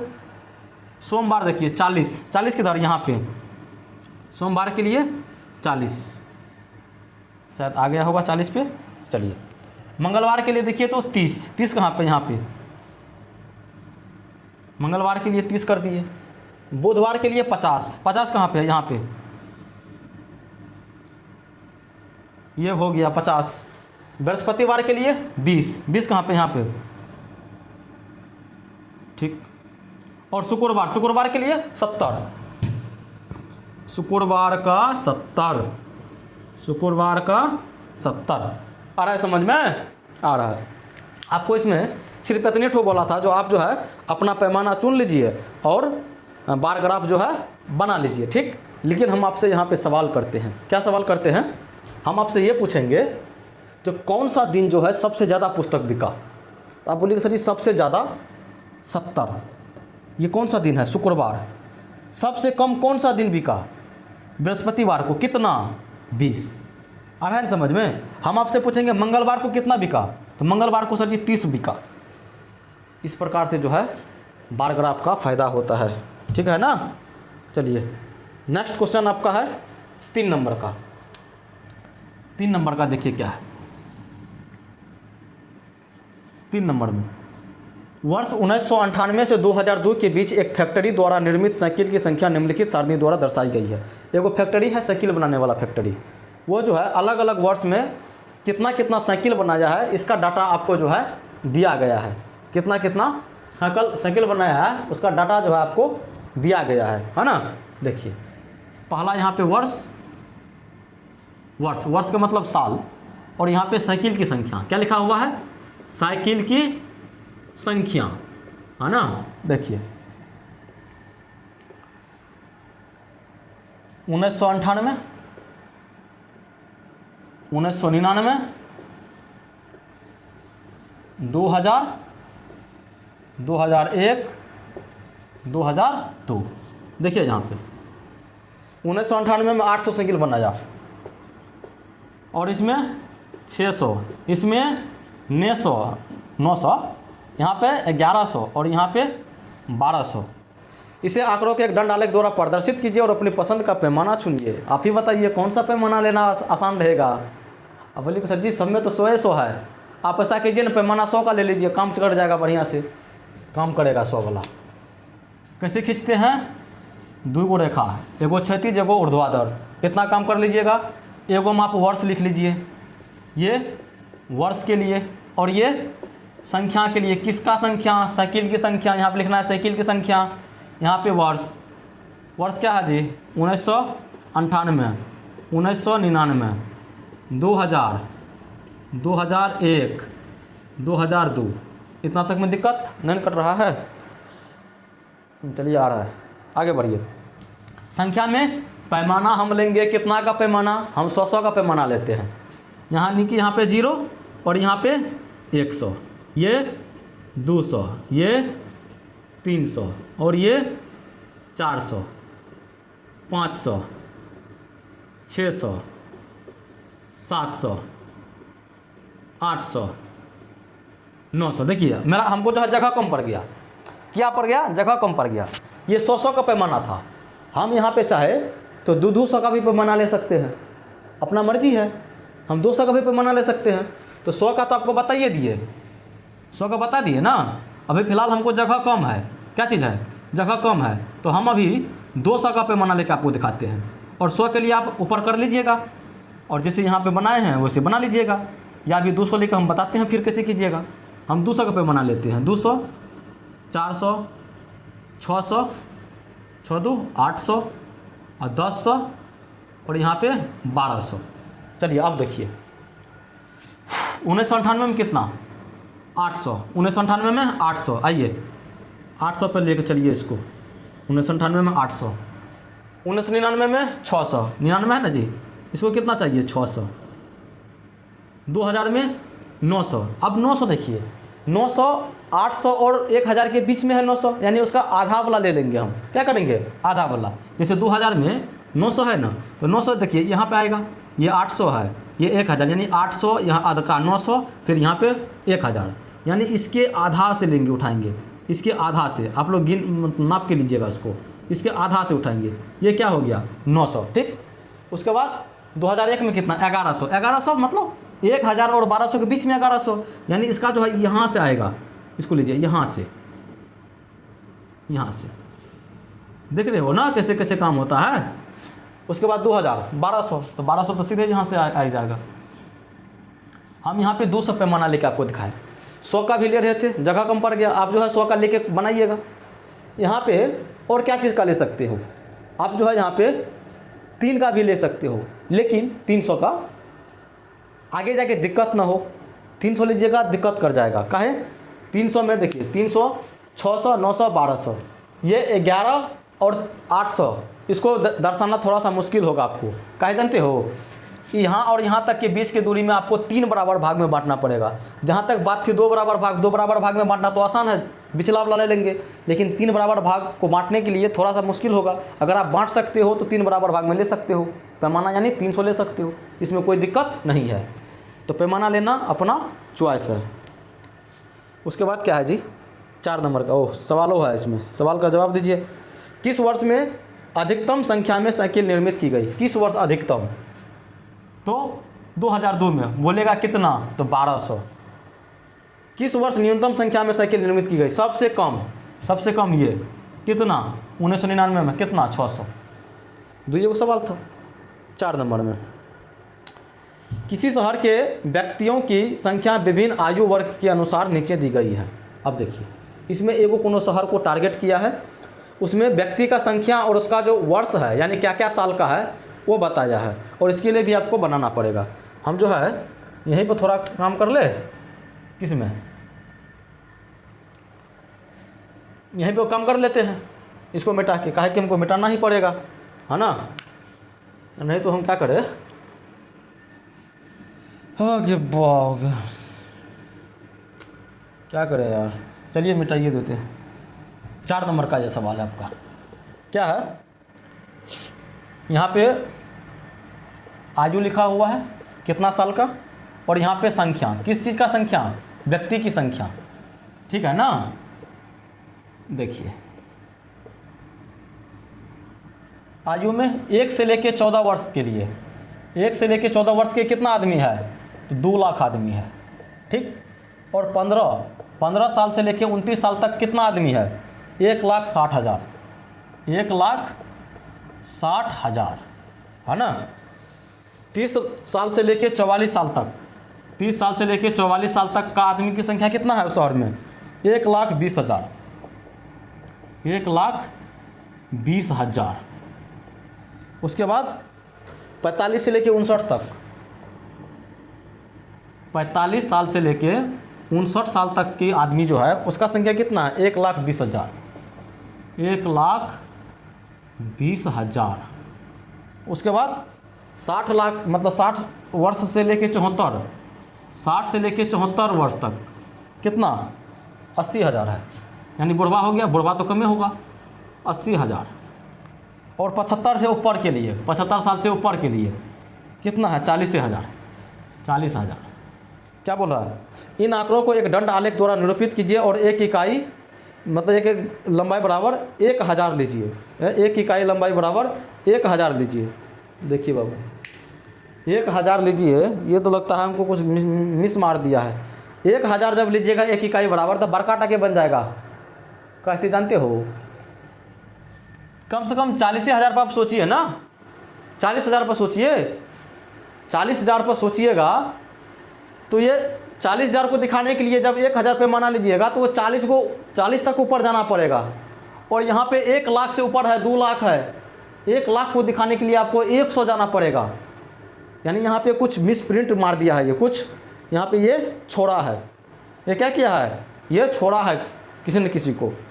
तो हम यहाँ पे क्या करते हैं? अपना मन से पैमाना को चुनते हैं। ऐसा कोई पैमाना लेते हैं जो हम लोग को जो है सटीक काम कर जाए। कैसे?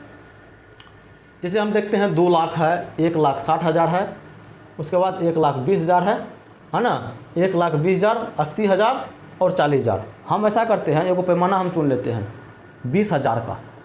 हम काहे 20,000 का किए? हम 20,000 इसलिए किए, अगर 20,000 लेंगे तो ये सब आएगा उसमें से। 40,000 भी आ जाएगा, 80,000 भी आएगा, 1,20,000 भी आ जाएगा, 1,20,000 आ जाएगा, 1,60,000 आ जाएगा और 2 लाख भी आ जाएगा। चलिए, तो ग्राफ बनाने के लिए क्या करते हैं? तो 2 रेखा खींचते हैं पहले, एगो ऊर्ध्वाधर, हाँ एगो क्षैतिज। वहाँ पर 1,000 नहीं होगा, या तो उसमें 10,000 होगा। कितना होगा? 10,000। अगर हम 10,000 भी करते हैं ना तो वो बड़ा होगा। आप 10, हम 20,000 लेके दिखाते हैं, आप 10,000 लेके कर दीजिएगा, ठीक। हम यहाँ पे क्या करते हैं? ऊपर में ये संख्या दिखाते हैं, व्यक्ति की संख्या। यहाँ पर आप लिख लीजिएगा व्यक्तियों की संख्या। हम डायरेक्ट लिख देते हैं यहाँ पे सिर्फ संख्या, ठीक। और ये आयु वर्ग, मतलब किस वर्ग आयु का जो है यह है आयु वर्ग। आयु वर्ग दिया हुआ है आपको, यहाँ पे 0 और यहाँ पे 1 से लेके 14 तक, और यहाँ 15 से 29 तक, उसके बाद 30 से 44 तक, उसके बाद 45 से 59 तक, 60 से 74 तक और 75 प्लस, 75 साल से ज़्यादा। आप संख्या पे ले जाना है। हम आपको क्या बोले? पैमाना कितना का लेना है? 20,000 का, यानी एक इकाई 20,000 को दिखाएगा। यहाँ पे ये 20 और यहाँ पर हम वो उतना लिखना तो पॉसिबल नहीं है। एक जगह हम लिख देते हैं सिर्फ ये 20,000, ये 40,000, ये 60,000, ये कितना 80,000, ये 100,000। 100,000 मतलब 1 लाख, समझ रहे हो ना। ये 120,000, 120,000 मतलब 1,20,000, ये 140,000 मतलब 1,40,000, ये 1,60,000, ये 1,80,000, ये 1,90,000 और ये 200,000। 200,000 मतलब 2 लाख। यहाँ पे 200,000 मतलब 2 लाख। देखिए, अगर 20,000 का हम पैमाना लिए तो इतना लंबा चला गया। अगर 1,000 का लेंगे तो पगला जाइएगा, वहाँ पर गलती लिखा हुआ था। चलिए अब मिलाना शुरू करते हैं। 1 से 14 साल, 1 से 14 साल कितना? 2 लाख। यानी इसका ग्राफ यहाँ पे बनेगा। देखिए, इसका ग्राफ यहाँ पे जाएगा, कोई दिक्कत? 15 से 29 के लिए 1,60,000 है, 1,60,000 15 से 29 के लिए। ये कहाँ पे जाएगा? यहाँ पे 30 से 40 मतलब 30 से 44, 1,20,000, 1,20,000 ये है।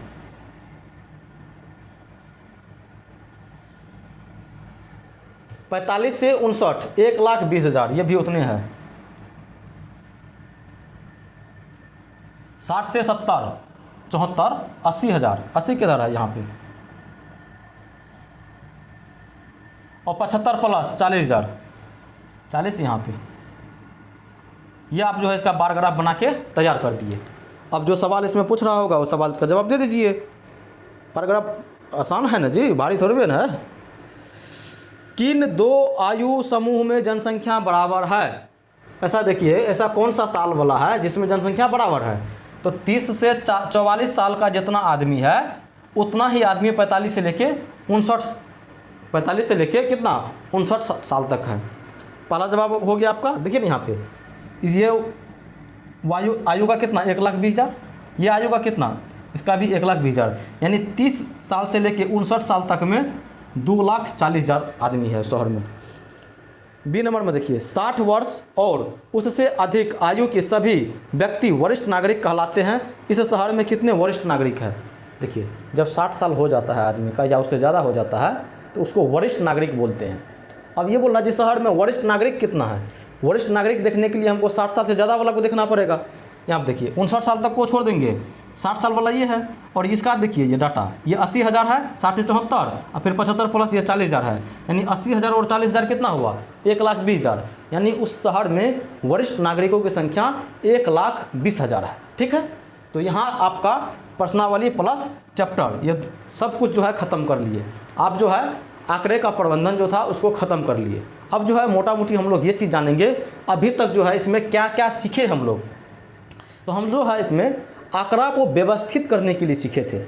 क्या? आंकड़ा को व्यवस्थित करने के लिए। आंकड़ा किसको हम बोले थे? आंकड़ा क्या था? एक संख्या का समूह था जो कोई न कोई हमें सूचना दे रहा होता है। क्या? ये संख्या है ना जी, ये संख्या का समूह है। इसमें क्या सूचना मिल रहा है हमको? इसमें ये सूचना मिल रहा है जो किसी खास उम्र का व्यक्ति कितना है उस शहर में। इसमें हमें क्या सूचना मिल रहा है? हमें इसमें ये सूचना मिल रहा है जो किसी खास दिन जो है कितने पुस्तक को बेचा गया है। हाँ, क्या है? संख्या का वो समूह ही है ना। और इसको दिखाने के लिए अलग अलग जो है हम लोग ग्राफ बना। सबसे पहले टेली मार्क यानी मिलान चिन्ह का प्रयोग किए थे। मिलान चिन्ह जब कम रहेगा तो हम मिलान चिन्ह लगा के जो है काम कर सकते हैं। अगर उससे ज़्यादा है तो हम किसका इस्तेमाल करते थे? चित्र आलेख का, यानी चित्र बना के उसमें अगर कम चित्र है मतलब संख्या में कम है तो सिंगल चित्र जो है सिंगल चीज़ को हम दर्शा देते थे। लेकिन ज़्यादा है तो हम ऐसे करते थे, एक चित्र जो है 5 को दिखा रहा है, 100 को दिखा रहा है, 200 को दिखा रहा है, 1,000 को दिखा रहा है या 5,000 को दिखा रहा है। ये हम लोग चित्र आलेख में करते थे। उसके बाद अगर उससे ज़्यादा वाला आ गया तो हम लोग बार ग्राफ पे आ गए। यह चीज़ ना देखे, बार ग्राफ पे आ गए। अब बार ग्राफ में कुछ पॉइंट था जो हमें ध्यान रखना होता है। क्या? बार ग्राफ का जो ये दंड है, दंड इसका चौड़ाई बराबर होना चाहिए सभी का, और ये दंड के बीच का ये जगह जो है ये जगह भी सब में बराबर होना चाहिए, बताए थे ना। और इसको खींचने के लिए हम क्या सीखे? एगो पहले ऊर्ध्वाधर, उसके बाद एक क्षैतिज रेखा खींचते हैं। उसके बाद जो दोनों दिया गया है तो एक साइड उसको लिखते, जैसे इसमें व्यक्ति की संख्या था, एक साइड संख्या वाला लिखे और एक साइड किस आयु वर्ग का है उस चीज़ को लिखे। तो हमें अभी जो है ये ऊर्ध्वाधर दंडालेख प्राप्त हुआ है। इसी में अगर उल्टा हम कर देते, आयु वर्ग इधर कर देते, संख्या इधर कर देते तो हमें इस प्रकार से मिलता, ये क्षैतिज दंडालेख हमको प्राप्त हो जाता। तो दंड आलेख, चित्रा आलेख या मिलान चिन्ह, ये तीनों के बारे में जो हम लोग इस चैप्टर में सीखे, और ये आपका काम को जो है बहुत आसान करेगा। आगे भी क्लास में है ये चीज़, ये तो छोटा बेसिक कंसेप्ट आपके लिए था, कैसे बनाते हैं वो चीज़ आपको दिखा रहा था। आगे जो है बहुत सारे ऐसे कंडीशन आपको देगा जिसमें आपका जो है माथा हिल जाएगा। तो उस क्लास के लिए आप लोग जो है वेट कीजिए, यानी 7th क्लास के लिए आप लोग जो है वेट कीजिए। फिलहाल ये 6वीं कक्षा का जो है चैप्टर 9 ये आपका ख़त्म हो चुका है। अब हम लोग चैप्टर 10 को पर देखने वाले हैं, जो भी हो उसमें उसको हम लोग बढ़िया से पढ़ने वाले हैं। अभी तक आप लोग वीडियो को लाइक नहीं किए हो तो लाइक कर दीजिएगा, 2 4 5 को दोस्त को भी बताइए। और आपको क्लास कैसा लगता है, मेरे समझाने का तरीका कैसा है, आप लोगों को समझ में आती है नहीं आती है, हमें ज़रूर कमेंट करके बताया कीजिए। काहे कि जब आप बोलते हो तो मुझे खुशी होती है, आपके लिए और कुछ करने का मन करता है। जब आप नहीं बोलते हो तो फिर अंदर से टूट जाते हैं। ये सब वीडियो बनाने का या क्लास देने का, उतना डीप में जाके समझाने का मन नहीं करता है। तो ये सब पर जो है आप लोग ध्यान रखा कीजिए। तब तक के लिए धन्यवाद।